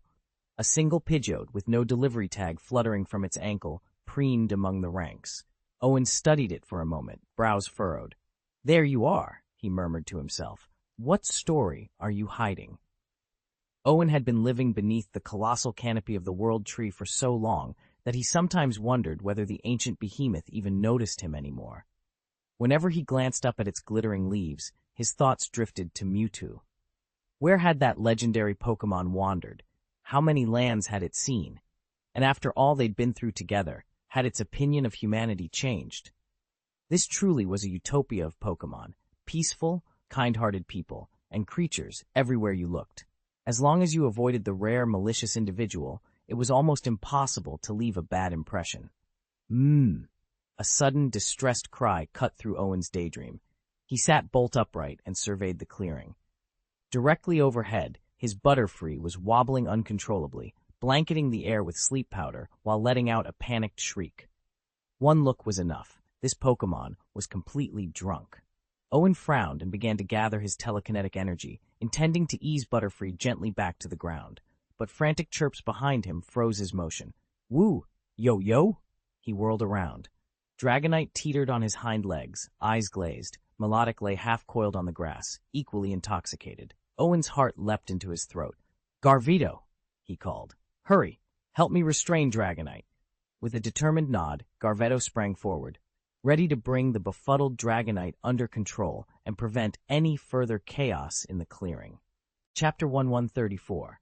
Owen watched Dragonite with a steady gaze. As soon as the mighty Pokémon lifted into the air, his Gardevoir sprang into action. A silvery, crescent-shaped beam of psychic energy formed behind the dragon, enveloping it in a soft glow. Dragonite, already woozy from the moonlit haze, wobbled in midair and collapsed in a glorious, if somewhat clumsy, fashion. Before it could recover, Gardevoir's telekinetic grip guided it gently into a Pokeball in Owen's hand. Next, Owen turned his attention to Melodic. Though the graceful water snake was similarly intoxicated, it simply hovered above the ground, its serpentine body undulating in slow, unsteady waves. The heat of the afternoon sun made it restless, and it wriggled at Gardevoir's mental hold. Owen allowed himself a small smile. 2 more, vegetables safely harvested. Great work, he murmured, releasing Gardevoir's power. He tucked the newly caught Pokémon away before heading toward the reservoir at the edge of the plantation. Melodic's eager, half-lidded eyes brightened as the water came into view. With a soft splash, Melodic slipped back into its element. Immediately, its form grew more fluid and vibrant. It lifted its head, glancing at Owen with an affectionate, almost dreamy expression. "You must be tired," Owen said, reaching out to gently stroke Melodic's head. The water snake let out a contented sigh, its eyes drifting closed. "Rest here," Owen whispered. "I'll come back for you later." Satisfied that Melodic would be safe, he turned and made his way back to the garden, already planning his next steps under Gardevoir's watchful guidance. Owen frowned as he stepped inside, worried some of the Pokémon might overindulge in the potent honey wine. This brew was at least twice as strong as the light rice wine they'd tried earlier. And sure enough, he immediately spotted 2 more guests swaying unsteadily, Eevee and Seal. Thankfully, Gardevoir had already swooped in and taken away their glasses. But a more surprising sight caught his eye. The usually timid Sealeo, its thick fur patterned with delicate floral markings, had mustered the courage to sidle up to Superior. With gentle flipper taps, it stroked the sleek scales of the regal snake. In the past, Sealeo would never have dared approach. On the entire plantation, only Alolan, Vulpix, and Melodic enjoyed Superior's friendship, and more recently, Gardevoir had joined that exclusive circle. Other Pokémon, like Bounsweet and Combuskin, kept their distance from the proud grass type. Tonight, however, both Sealeo and Superior looked perfectly at ease. Superior's cheeks were touched with a faint rosy glow, but he showed no sign of discomfort. He'd clearly paced himself. Whatever had started as a simple round of toasts had blossomed into a true bond between the 2 friends. Owen watched with a satisfied grin. Not bad at all. Earlier, a small accident, one of the barrels had tipped over, had threatened to spill the entire batch, but the honey wine itself proved even more successful than he dared hope. Under his careful direction, every Pokémon took a modest sip, and Owen sampled it himself. Unlike the gentle fragrance of rice wine, this honey brew was bold and potent. If ordinary sake registers around 5% alcohol, this concoction tipped the scales closer to 20, hence the rosy cheeks and light-headed laughter spreading through the group. Thanks to Owen's vigilant eye and Gardevoir's calm presence, none of the Pokémon overindulged. At just the right moment, they halted further servings, preventing any real confusion or chaos. Instead, the mellow buzz of the honey wine created a warm camaraderie.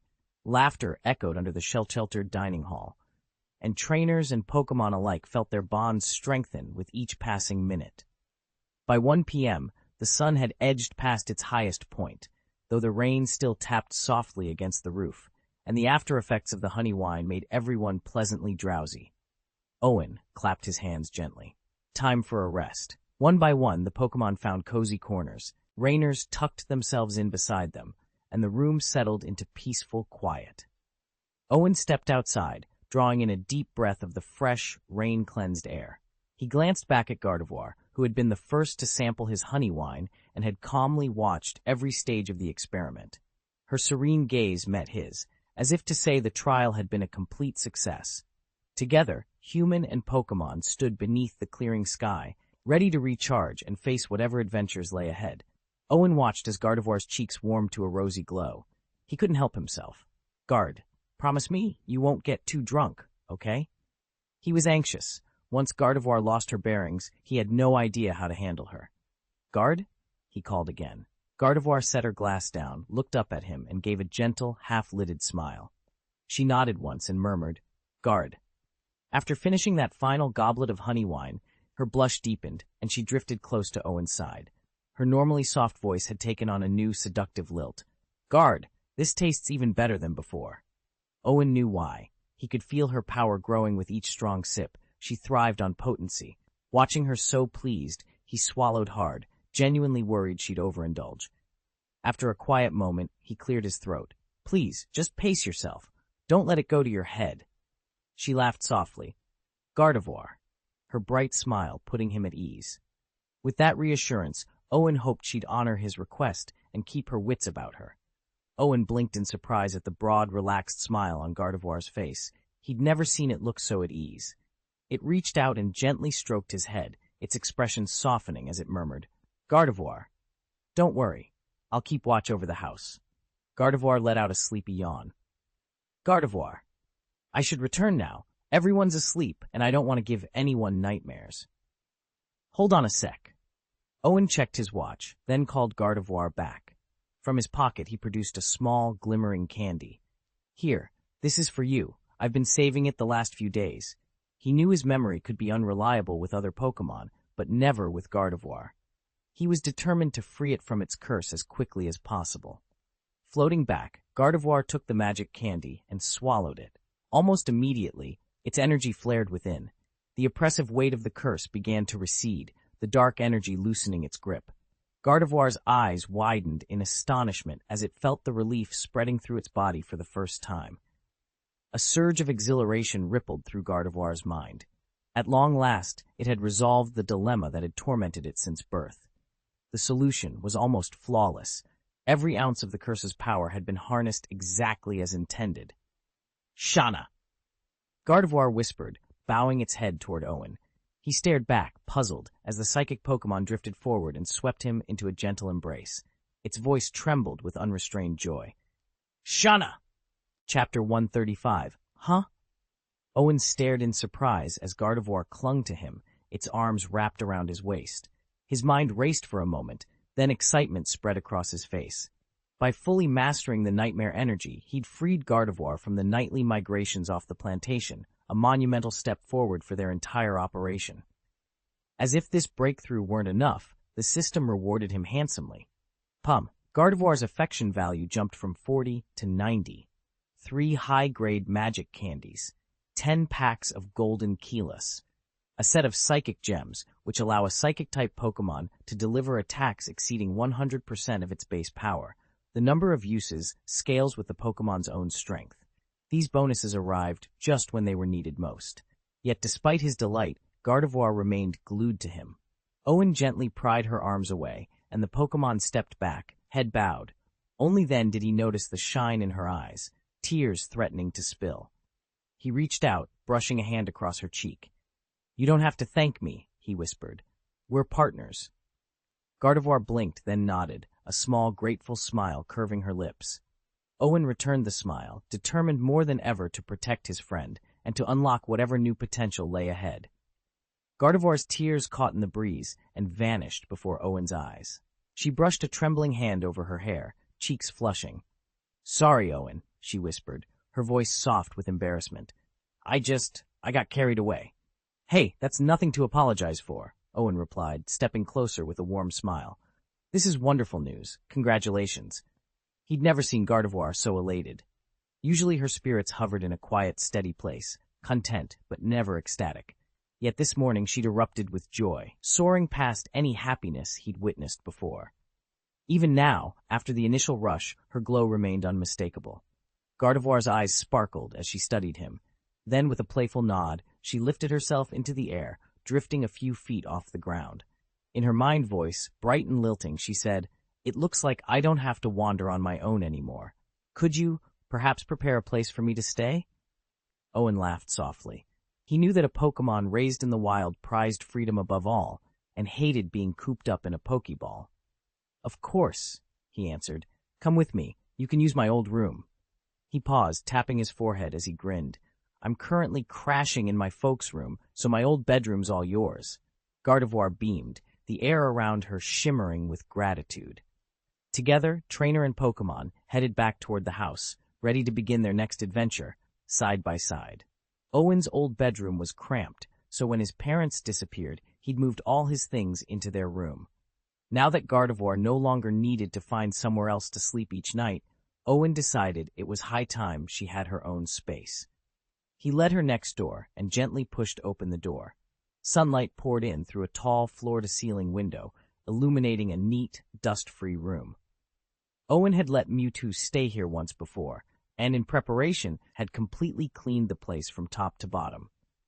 The next morning he returned to tidy again, only to discover that Mewtwo hadn't occupied it overnight. Every book, cushion, and shard of dust was exactly as he'd left it. Gardevoir stepped inside, her usual composed demeanor slipping into something almost childlike. She tilted her head and looked around. A simple wooden desk, a single bed against one wall, and a wardrobe standing beside it. But it was the bed itself that caught Owen's eye, a row of Pokémon plushies lined up neatly on the blanket. There was Eevee with its curious grin, Charizard with wings folded protectively, and even a Meowth clutching a fresh green leaf. Then Owen spotted the smallest figure of all, a Ralts. The little Ralts stood shyly, head bowed and hands clasped behind its back. Its eyes were hidden beneath its fringe, but soft pink dimples glowed on its cheeks. Owen rubbed his eyes in surprise. "Is this my room?" Gardevoir whispered, stepping closer as if afraid to believe it was really hers. Owen smiled. "It is now." And for the first time in a long while, they both felt at home. Owen's cheeks flushed as he hurriedly scooped up the plush toys, stuffed them into a bag, and tucked it away in the wardrobe as if nothing had happened. He mentally scolded himself. Why didn't I put these away last time? While Gardevoir watched him with an amused tilt of her head. She said nothing, content instead to take in her new surroundings. The room was simple. A single Eevee poster brightened the wall above a small desk, and on that desk lay only a neat stack of Pokémon theory books. Every surface was bare except for those few items, yet Gardevoir felt a surprising warmth here. It was as though she could sense Owen's childhood spirit woven into the very fabric of the space. Having folded the thin quilt and set it aside, Owen turned back to her. "This is your room now," he said, stepping back to give her a full view. "It's a bit empty at the moment, so if there's anything you'd like, just let me know." Gardevoir inclined her head and replied in her soft, melodic voice, "Gardevoir, I really like it here." Relief spread across Owen's face. "Great, I won't disturb you while you rest." He moved toward the door, then paused. With a curious glance back, he tapped his Pokédex to check Gardevoir's pleasure stat, just a quick look, before slipping quietly out and closing the door behind him. Silence settled over the room, punctuated only by Gardevoir's contented hum. Owen flipped through the readout on his Pokégear's display, studying the profile of his partner, the silver-hued Gardevoir. Name, Gardevoir. Gender, female. Ability, telepathy. Rank, gold. Individual value. Level, 86 to 89 moves. Call, telekinesis. Magic flame. Shadow clone. Misty field. Charming voice. Psychic power. Absorbing kiss. Moon power predicting the future. Introduction. A rare-colored Gardevoir who has fully mastered Darkray's curse, capable of plunging foes into living nightmares. Intimacy, 94. She truly cares about your feelings. Comfort, 75. Feels at home here. Owen couldn't help but grin. She'd come a long way. Her intimacy rating had spiked all the way to 94. Satisfied, he stood, stretched, and tucked the Pokégear away. "Get some rest, girl," he whispered, yawning. With that, he left the room. As the door clicked shut, Gardevoir watched him go. For a moment she stood motionless, her glowing eyes tracking the fading footsteps. Then she drifted across the room to Owen's wardrobe, sliding the doors open telekinetically. Inside lay a row of plush Pokémon toys Owen had collected. Eevee, Charizard, Melodic, Viper, Rayquaza. She lifted each one tenderly, placing them in a neat line on the bed. Finally, Gardevoir held up the smallest doll, a tiny, smiling Ralts. She tilted her head, a soft, amused smile playing on her lips. He adored this one the most, she realized. A gentle pulse of psychic energy rippled through her, reminding her of her true power. Now that she'd perfected Darkray's nightmare curse, she could weave dreams and nightmares at will. Tomorrow, Owen would need that strength, and she would be ready. With one last fond glance at the little Ralts, Gardevoir turned off the lights and settled onto the bed, her mind already drifting into gentle slumber. Nothing but peaceful dreams tonight. Would Darkrai have sensed that? Owen wondered as he left the study, heading toward his room. He shook his head. It was hard to say whether Darkrai, even with its shadowy power, would have noticed something so subtle. When Owen finally reached his room, he paused in surprise. Vulpix, Serpent, and Frostmilk lay sprawled across the bed in a lazy, half-awake heap. Serpent was stretched out across the mattress, and Vulpix was snuggled against its side, eyelids drooping. Frostmilk dozed peacefully at the foot of the bed, snoring softly. Owen stared at the three of them, feeling equal parts amusement and exasperation. "No, you guys aren't crashing like this just to drive me crazy, right?" he muttered, trying to suppress a laugh. His companions looked so utterly content that for a moment he could have sworn they were scheming to test his patience. Owen shook his head again, an affectionate smile tugging at his lips. He'd have to wait until morning to rouse them and to find out whether Darkrai truly had sensed the change in power. Meanwhile, in a small, lantern-lit town far away, a lone figure drifted silently through the alleyways. Cloaked in shadows, the stranger's form was barely more than a flicker of darkness against the dim walls. Its voice was low and gravelly as it murmured to itself, "Strange, this power cannot be reclaimed." The words barely carried on the night breeze, but the figure paused, as if weighing the impossibility of what it had just discovered. Then, as swiftly as it had appeared, the shadow melted back into the darkness, leaving only a faint echo of its confusion behind. Chapter 136. Darkrai had always been an enigma. In its early years, under the gentle influence of the dream goddess Cresselia, its heart softened. It extended a helping hand to weak Pokémon and even shared fragments of its power with those who demonstrated true resolve. Yet as time passed, Darkrai discovered a bitter truth. The recipients of its gifts became marked, hunted by both friends and foes. Realizing the danger it had wrought, Darkrai quietly withdrew its power, only to find too late that much of it had already scattered beyond recall.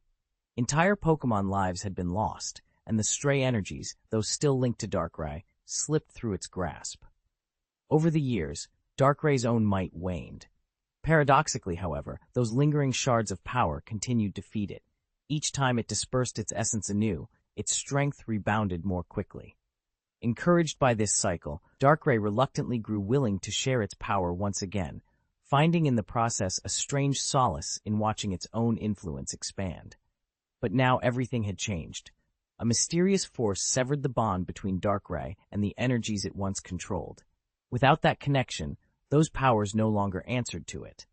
For the first time, a chill of genuine had coursed through Darkrai's consciousness.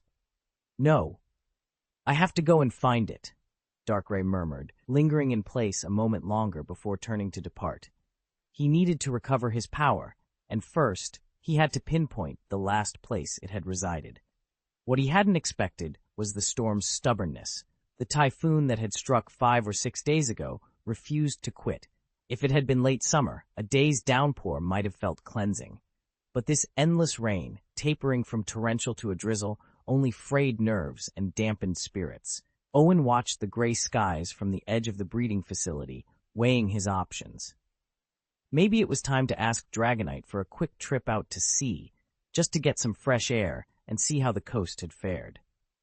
Despite the bleak weather, things here at the facility had been remarkably quiet. Only a handful of trainers had stopped by in recent days to stock up on energy cubes, and a few loyal regulars still dropped in. Even Eevee seemed listless. Ever since Owen had rescued her, she'd spent her days longing for old friends. Still, she couldn't help noticing the upsides of her new home. The food was far better than anything she'd tasted before, and Owen never tried to pin her down. In fact, he encouraged her to wander wherever she pleased, as long as she stayed near enough to come running when he called. The little Eevee darted back and forth across the yard, careful always to keep its paws spotless. Proud to show off its new playground, it could hardly wait for Asan and Awu to arrive. At last, on the morning of September 22nd, the overcast skies gave way to a promise of fairer weather. Owen woke before dawn, his routine in full swing. Milk the frost milk fairies, distill their cream into energy cubes, then settle for a brief lunch of green dumplings before getting back to work. From sunup to sunset, he barely paused. The hours slipped away in a blur of labor. By mid-afternoon, he finally sank onto a stool and sighed. He'd assumed the batch of energy cubes he'd produced over the past few days would let him coast for a while. In truth, after a long lull with no buyers at the breeding house, a flood of customers showed up today and cleared his shelves. Owen rubbed his temples. He'd never been this bone-tired. The frost milk fairies themselves looked equally exhausted, their tiny aprons askew and wings drooping. Owen couldn't help chuckling at the sight. Even they managed a weak grin in return. "All right," he muttered, fishing the closed sign from behind the counter. "And the 2-week deadline, that's coming up soon, right?" He slipped the sign into place, braced himself for whatever came next, and wondered if a little rest might be on the horizon. Ever since Owen lifted the curse from his Gardevoir, he felt a lightness he hadn't known in ages. Yet despite this welcome relief, his days remained packed from dawn to dusk with unfinished business. First on his list was the blind box egg-guessing event in Changsha City. Chi Chang had phoned him several times, urging him to stop by, but Owen's calendar was already bursting at the seams. Truth be told, a blind box game felt like the least important thing in the world, so he'd let it slide. Second was the road repair project. He had more than enough money to get the job done, but he simply hadn't found the hours. Every time he planned to start, another crisis pulled him away. Third, Mayor Han Yu had asked Owen to procure some caterpie eggs.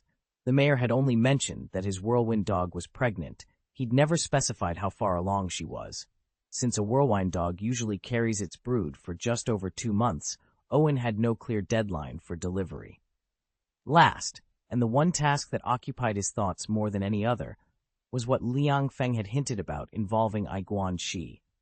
Owen found himself daydreaming about it at odd moments, eager for whatever mysteries lay ahead. Owen closed the door behind him and glanced out over the flower-lined bluestone path. To his astonishment, he saw Liang Feng walking toward him. He rubbed his eyes, and when the figure didn't vanish, his face broke into a broad smile. This was no hallucination. Liang Feng had actually come. As Liang Feng approached, Owen realized his friend looked different from before. He was dressed for travel, a comfortable sweatshirt over gray athletic pants, a sturdy backpack slung over one shoulder, and a Pokeball belt clipped at his hip. Classic traveler's gear. Liang Feng climbed the few steps up to the breeding house, returning Owen's smile. "Hey, Owen, you've been super busy today, huh? I waited at the town entrance for a while before realizing you weren't coming." Owen's brow shot up in surprise. "You could have walked straight here. No need to hang around the gate." Liang Feng shook his head, tucking a loose strand of hair behind his ear. "Nah, it was fine. A bit of fresh air never hurts." Owen chuckled, nodding to himself. He knew Liang Feng well enough to recognize the unspoken apology in that simple answer. His friend hated inconveniencing anyone. And yet, here he was, traveling all this way just to see him. Owen leaned back, pondering the kind of personality that suffers the most, people who bottle up their feelings until the pressure becomes unbearable. He thought of his Beedrill. Trainers in Pokémon are said to grow alike over time, and no wonder his Beedrill had inherited that same stubborn streak, only more extreme. After it was injured in that early battle, its pride wouldn't let it accept proper treatment, and the wound turned into a permanent ailment.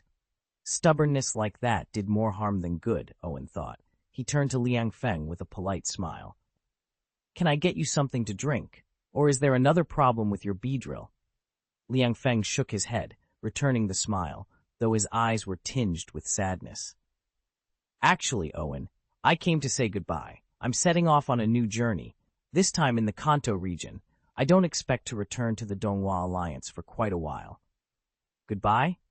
Owen's brow lifted in surprise. The Zhongeng conference was still months away. Why leave so soon? His expression must have given him away. This farewell came far earlier than Owen had ever imagined. Chapter 137. Long Feng nodded, confirming Owen's guess, and offered him a wry smile. "Yes," he said. "We've already faced off against the champion. Once he recovered from his injury, his fighting spirit was through the roof. After just a few days of rehabilitation and training, we tracked down Feng Yang. Thanks to our old friendship, he was shocked to see me, but he still agreed to the challenge." Long Feng's eyes brightened as he continued. The match itself was effortless to arrange. In all my years, I've never seen our champion so ecstatic. He threw himself into the fight with more ferocity than even 10 years ago. Although he hasn't gained any new skills over the past decade, he went toe-to-toe with Feng Yang's Blade Commander for dozens of rounds. He paused, recalling every moment. The final outcome wasn't what we hoped for, but it turned into one of those exhilarating battles you live for. Our champion was absolutely in his element. Leaning forward, Liang Feng's expression grew serious, but a few days after the duel, his condition plummeted. I urged him to come see you again, yet he refuses. With that, Liang Feng fell silent, letting Owen absorb all that had unfolded in the past week, a fierce contest fulfilled, and a champion now teetering on the brink once more. Owen stared in disbelief. What? Liang Feng nodded quietly. That's right, I've come to say goodbye. You won't see me back at the Donghua Alliance for a long time. Despite his calm tone, Owen heard the tremor in his friend's voice. He frowned. But why? Just days ago, Liang Feng had seemed utterly defeated alongside that giant bee. Now he looked so at peace, and he'd even heeded the bee's warning not to bring her here. Owen remembered how he'd insisted, if there's trouble, you call me first. Yet Liang Feng hadn't. After a long, heavy silence, Owen finally whispered, Maybe I still have a way to save her. Liang Feng shook his head, eyes soft but firm. No, Owen, let her have this final fight. It's enough that we've shared these moments. Even if she survives, her spirit will remain as wounded as ever. She'll never truly be happy. He offered a bittersweet smile. Unless you could somehow restore her vitality. But that's impossible, isn't it? Owen closed his mouth, his heart pounded. He wasn't sure, at least not yet. Liang Feng exhaled in relief. He'd been half afraid that Owen had somehow discovered a way to resurrect Beedrill. Proud that his friend hadn't resorted to any forbidden tricks, he reached into his coat pocket and pulled out 2 Pokeballs. All right, Owen, you've put in a lot of effort these past few days, Liang Feng said with a grin. Consider these my thanks. He held out the balls. Inside are 2 Butler Pokeballs. The Pokémon they contain have been raised by their parents to handle household chores and care for other Pokémon. I can't think of better assistance for you. With a gentle tap, he released both Pokémon at once. 2 creatures, primarily black and white, appeared side by side. They were almost the same height, their builds similar, but a few subtle details marked one as male and the other as female. Both wore a pair of pale horns on their heads, but his horns pointed sharply upward while hers curved more gently downward. It's said those horns absorb emotional energy, gratitude, happiness, and channel it into rapid growth, Liang Feng explained. That's why butler Pokémon, like the Aegis, are so eager to lend a hand. Even in the wild, you'll see them helping injured Pokémon or tidying up natural habitats. You'll find they're dependable partners, whether you need help around the house or assistance in the field. Owen smiled as the 2 butler Pokémon bowed politely, ready to serve. It felt good to know he wasn't facing his next challenges alone. When the 2 Aegis stepped into view, Owen couldn't help but study them. Each stood just under a meter tall, exactly as Liang Feng had described, confirming they were still very young, barely a few months old. Their most obvious feature was the pair of horns crowning their heads, but Owen's attention shifted quickly to their faces and the apron-shaped markings on their bodies. The male Aegis wore a perpetual pout, his eyes almost square in shape.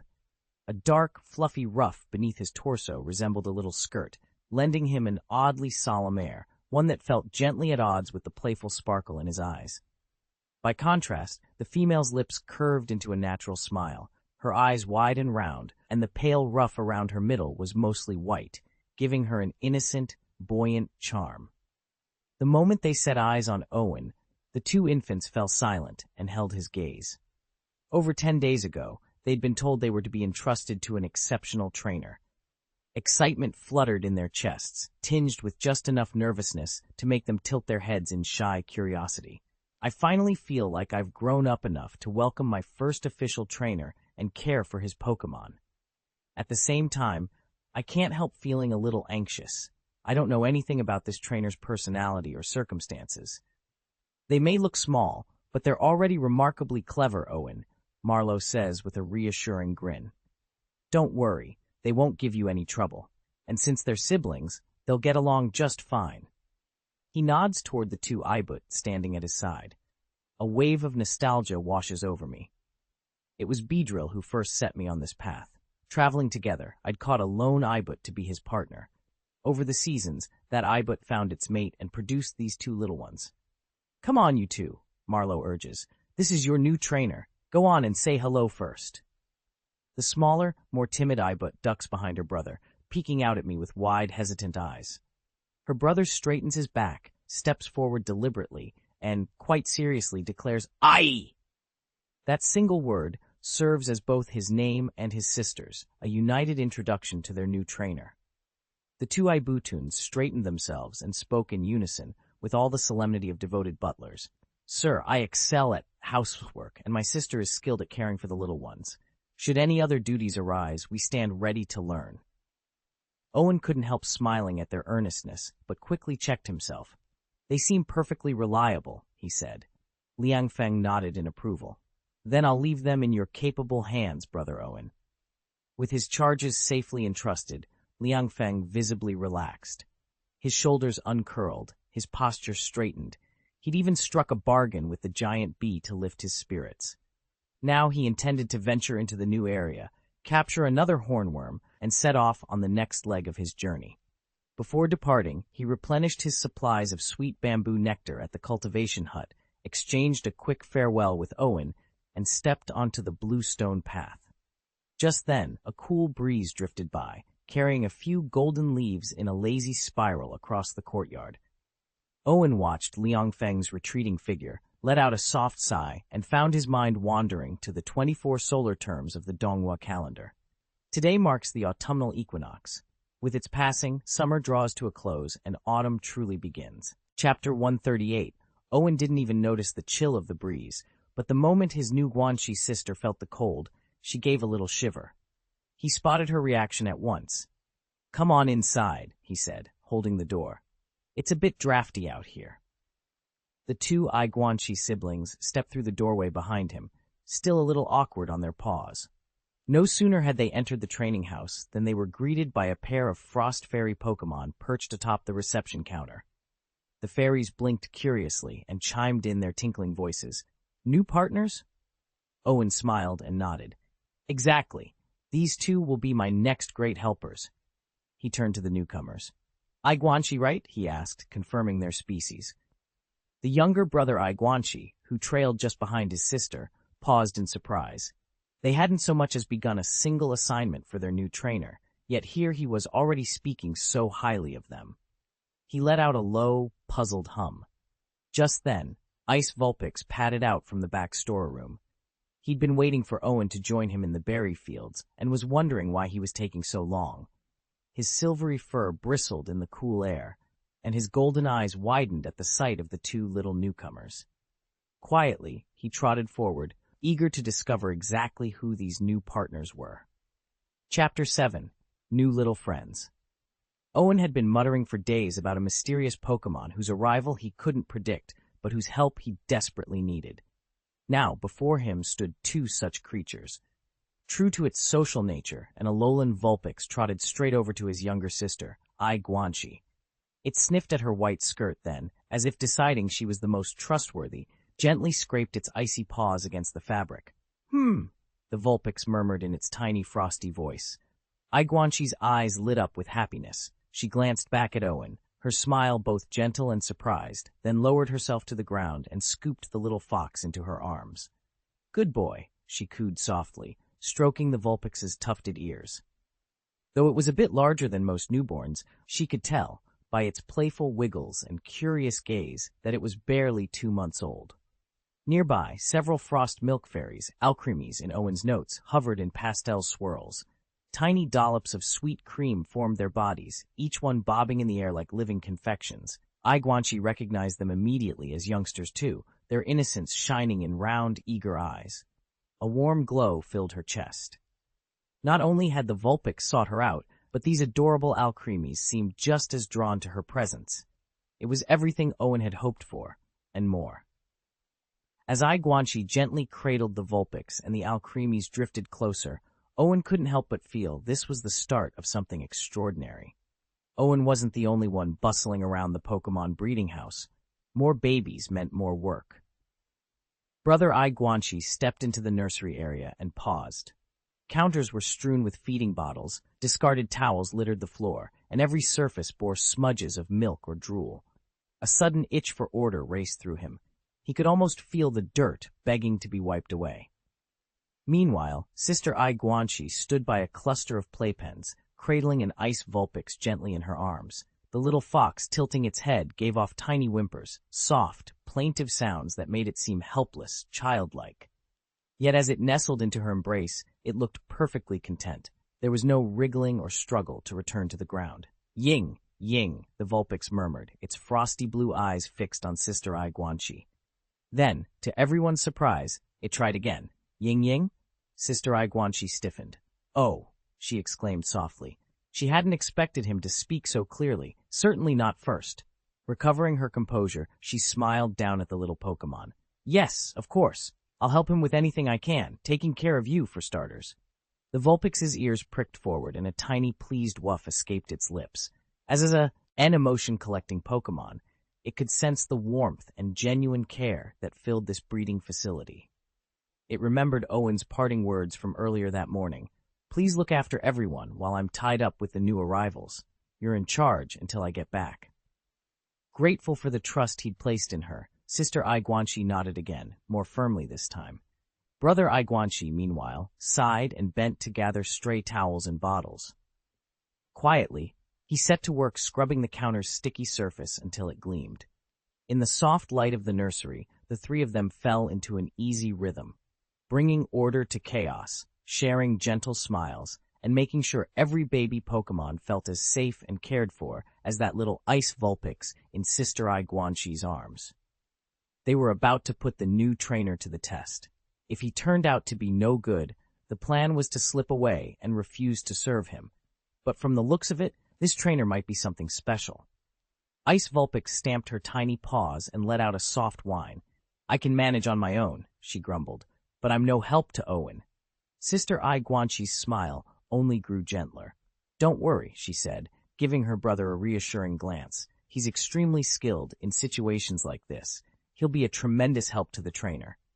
She turned toward Brother I Guanxi, who stood at Owen's side, and asked softly, "Right, brother?" Brother I Guanxi met her gaze with solemn eyes. "Yes," he replied, "but remember what I told you. Don't let anyone know too much." I know, Sister I Guanxi said with an enthusiastic nod. Satisfied, she pivoted to study the frost milk fairies dancing in the breeze. "What kind of Pokémon are these? They're so cute." Owen, who had been watching their hushed conversation from a few steps away, couldn't contain his curiosity any longer. Clearing his throat, he asked, "Hey, what are you two whispering about?" He couldn't help wondering why no one had filled him in on the I Guanxi's secret plans. Elder I Guanxi cleared his throat and spoke with measured seriousness. "Master Owen, if I may ask, what is our primary task here? We came to work, after all." Owen smiled and shook his head. "Don't worry, there's no need to hurry. First, let me show you around the plantation." "Show us around?" the two overseers echoed, exchanging surprised glances. They fell in step behind Owen and followed him through the back door. The moment they emerged into the garden, their breath caught. Flanking the entrance stood two heavy-limbed fruit trees, their branches sagging under the weight of ripening produce. Neatly laid dirt paths formed a lattice between a series of vegetable plots, and at the very center glittered a large reservoir. Sunlight danced across its surface, scattering prismatic ripples over the courtyard. A sudden splash drew their eyes to the water's edge, where a graceful Pokémon broke the surface. Melodic's sinuous, pearl-white body and opalescent fins shimmered as it rose, sending iridescent droplets arcing through the air. Around the perimeter of the fields, a verdant Pokémon, Ivy's finely sheared vines glowing a gentle lime, moved with precise, nurturing motions. Wherever it passed, the crops brightened, their leaves shining with renewed vitality under its caring touch. High overhead, a pink-winged butterfly Pokémon drifted down. It spread its delicate wings wide, the sunlight catching them like stained glass, and the two overseers found themselves smiling at the welcome sight. Owen turned to them with a confident nod. "This is just the beginning. Welcome to the heart of our plantation. The breathtaking sight left Sister Aiguanchi utterly transfixed. She couldn't look away, her eyes wide with astonishment. Chapter 139. Owen led them a little farther into the clearing. Of course, these 3 Pokémon are only a few of the residents here, he said with a smile. He gestured toward the center of the pond. Perched on the branches of the dragonfire fruit tree was an Eevee, its ears twitching as it playfully pawed at sweet bamboo curled comfortably beside it. Below them, Strong Chicken pecked contentedly at fallen fruit, and nearby Flower Sea Lion and Melodic faced off in a friendly water gun drill, water arcing through the air in shimmering streams. In the open-air kitchen, Gardevoir hummed a soft tune while stirring a simmering pot, and beyond them all, Dragonite carefully tended a small vegetable patch, its gentle care keeping the garden lush and healthy. Owen estimated that Dragonite must be 50 or 60 years old by Pokémon reckoning. Despite its age, that translated roughly to the teenage years, around 17 or 18 in human terms, yet it remained the largest creature on the plantation. Aye! The 2 Aiguanchi sisters gasped in unison. The younger sibling's eyes sparkled like stars. She clearly adored beautiful, tranquil places. The very idea of living here seemed to lift her spirits even higher. Owen's lips curved into a warm smile. "Welcome to the plantation," he said softly. "Come on, I'll show you around." With Gardevoir and me on site, the daily routines here run like clockwork. You 2 can still pitch in. Remind Rotom to harvest the grass and pick some vegetables. That'll make managing the plantation easier. But only one of you needs to handle it. "Got it, Owen. I'll take care of it," Aiguanchi replied eagerly. She really seems to enjoy being here. I nodded and led them deeper into the plantation. As we walked along the narrow dirt paths, I introduced each Pokémon and explained its role. This is the sweet bamboo. It produces a naturally sweet sap. Just collect its bathwater after it soaks. Don't leave it too long, though, or the flavor will weaken. A little farther on, Melodica and the Flower Sea Lion were gently grazing among the stalks. These 2 help balance the soil nutrients so our crops stay healthy, I explained. Across the field, the monarch snake lay coiled, surveying its domain. He regulates the plant's growth hormones, keeping everything on schedule. Finally, I called out to a muscular rooster-like bird strutting nearby. "And this is Strong Chicken. Your job is to supervise its morning runs, make sure it gets enough exercise every day." Aiguanchi flashed a confident grin. "You can count on me." I patted her shoulder. "Perfect. With you on care and Gardevoir's guidance, this place will thrive." Then, satisfied that everyone knew their tasks, I moved on to check the irrigation system, leaving my new team to get started. Owen led the 2 young eye attendants down the path toward the cowshed, then suddenly stopped. Judging by how small they still were, he frowned. "Really, do you 2 think you can manage all this on your own?" Guanxi, the older of the pair, shook his head with a confident smile at his sister. "Don't worry, Master Owen. Guan Yi can handle it easily." Owen sighed but nodded. "All right, let's go on." He pushed open the shed door and stepped inside. After days of heavy rain, the hives looked swollen with honey. The 3 smaller boxes bulged at the seams, and the large central hive buzzed busily, as if determined to make up for lost time.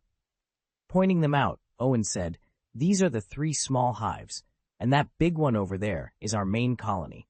Since my sister will be spending most of her day out in the fields, I need you 2 to check on these every morning and harvest the honey before the sun climbs too high." He paused, letting the weight of the task sink in, then continued, "Once that's done, we'll move on to milking. Let's get started."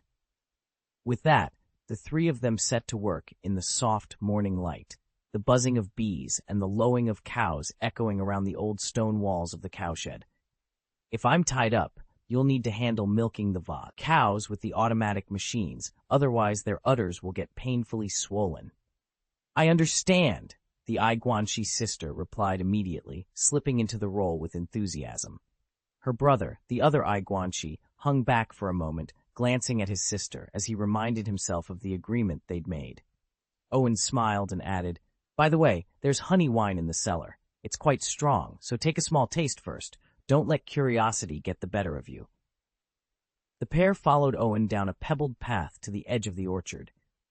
"This garden is where our 3 hives gather nectar. If too many flowers wilt, You'll need to replant and learn some basic floral care, but there's no widespread die-off right now, so you can ease into it. He pointed to a sturdy wooden cottage just through the garden gate. That's Dragonite's house. Let's go meet him next. Owen glanced up from the reports and smiled. Don't let its small size fool you. It's actually quite gentle. He tapped a schematic of the plantation's layout.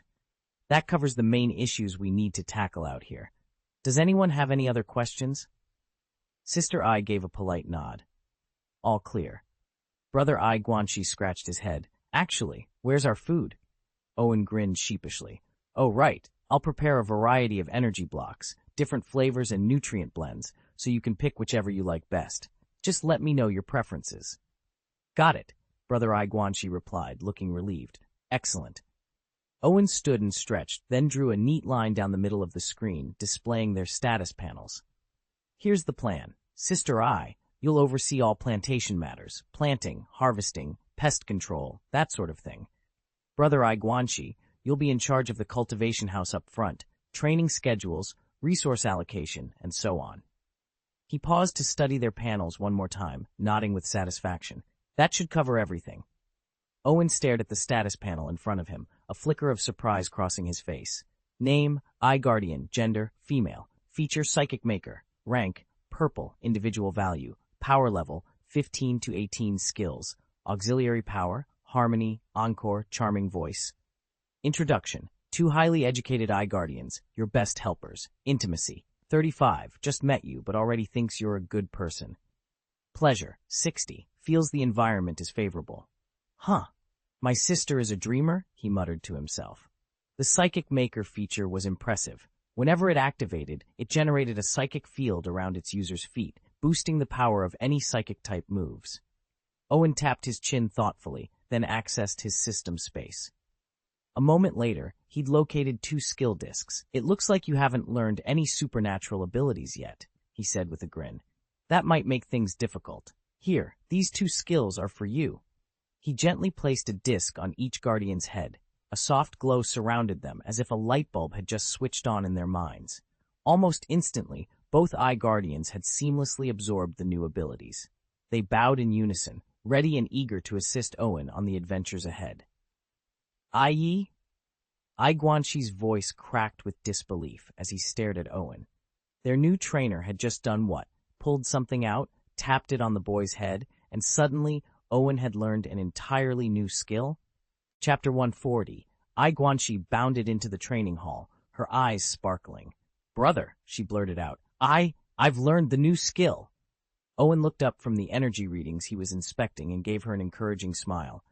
He just demonstrated a nascent form of supernatural power, an advanced telekinetic ability calibrated especially for Pokémon, and now Ai Guanxi had managed to replicate it on her first try. No wonder she was so excited. But when she caught sight of the astonished look on Owen's face, her grin faltered. Could he really have handed her a brand new ability as easily as lending her a book? Owen noticed her hesitation and held up a hand reassuringly. It's okay, he said. What you showed me just now is a solid start, but this skill takes time to master. Don't push yourself too hard at the beginning. Focus on controlling small objects first, pebbles, branches, that sort of thing, before moving on to heavier loads. Ai Guanxi nodded, her excitement mingling with a trace of uncertainty. She glanced down at her hands, as if expecting them to hover by themselves. Then she lifted her head, determination lighting her eyes. All right, she said, I'll start slow. She hesitated again, and Owen leaned forward. What's on your mind? She took a breath. You know how Mother handles the farm, pruning the orchards, tending the fields. I've never really done anything that important. If I'm spending all my time practicing this power, who's going to look after everything else? Owen considered her concern. I understand, he said, but farming isn't the only way to contribute. You're strong in spirit, and now you have this telekinetic edge. Once you're more confident with your control, you can help me with research, mapping energy flows in the field, testing how different plants respond. That's just as vital as planting seeds. Ai Guanxi's shoulders relaxed. You really think so? I do, Owen said firmly. Every member of this family has a role to play. Your gift is rare, Nurturing it will benefit all of us in ways you can't even imagine yet. She smiled, determination returning in full force. All right, brother, I won't let you down. Owen returned her smile. Together, they turned back toward the training area, ready to forge the next chapter of their journey, side by side. So, my duties at the cultivation hall are just cleaning the little building out front? Guanxi asked, glancing around nervously. Owen nodded. Not just cleaning.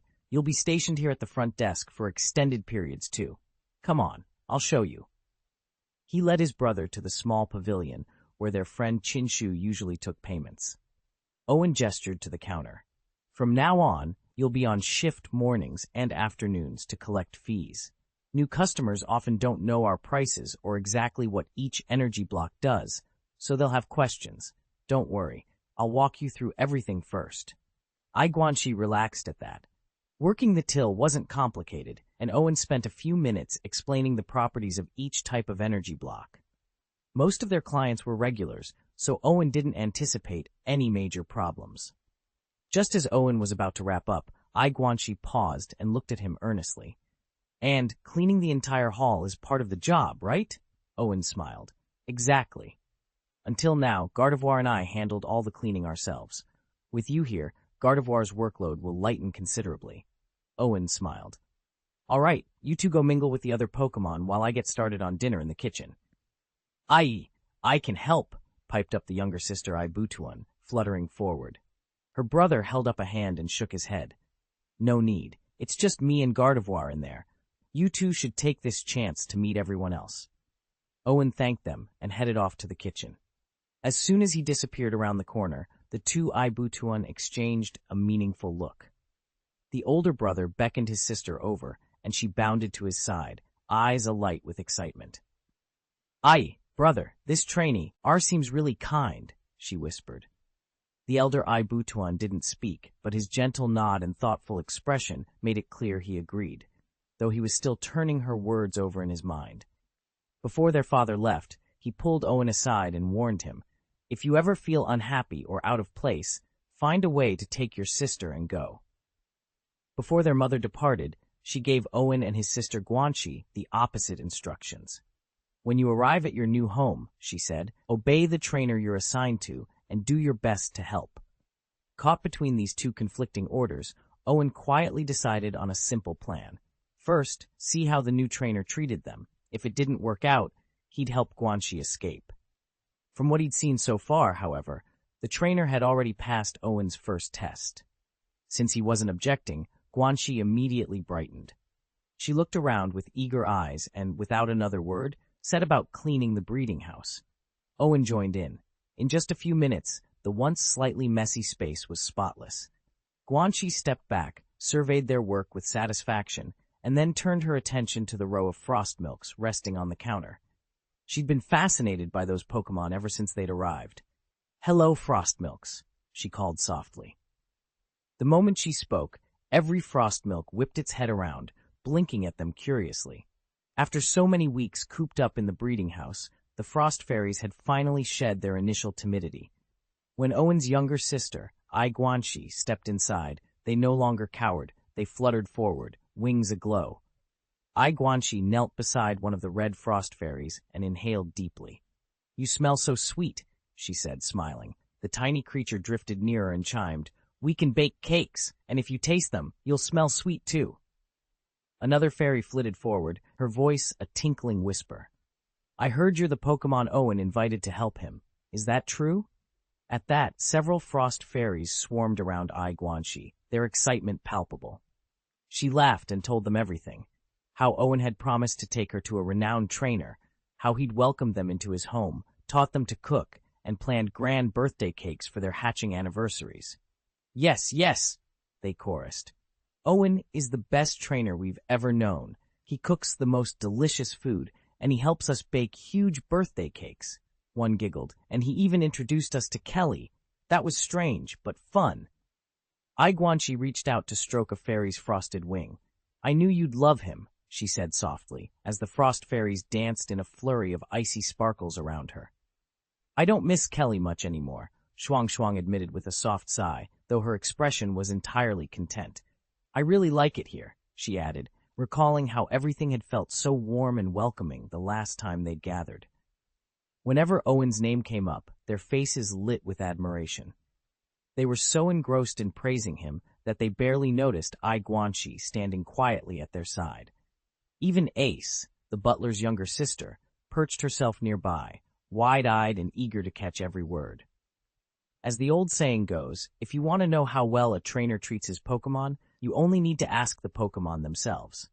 One by one, more of the butler's aces drifted over to listen.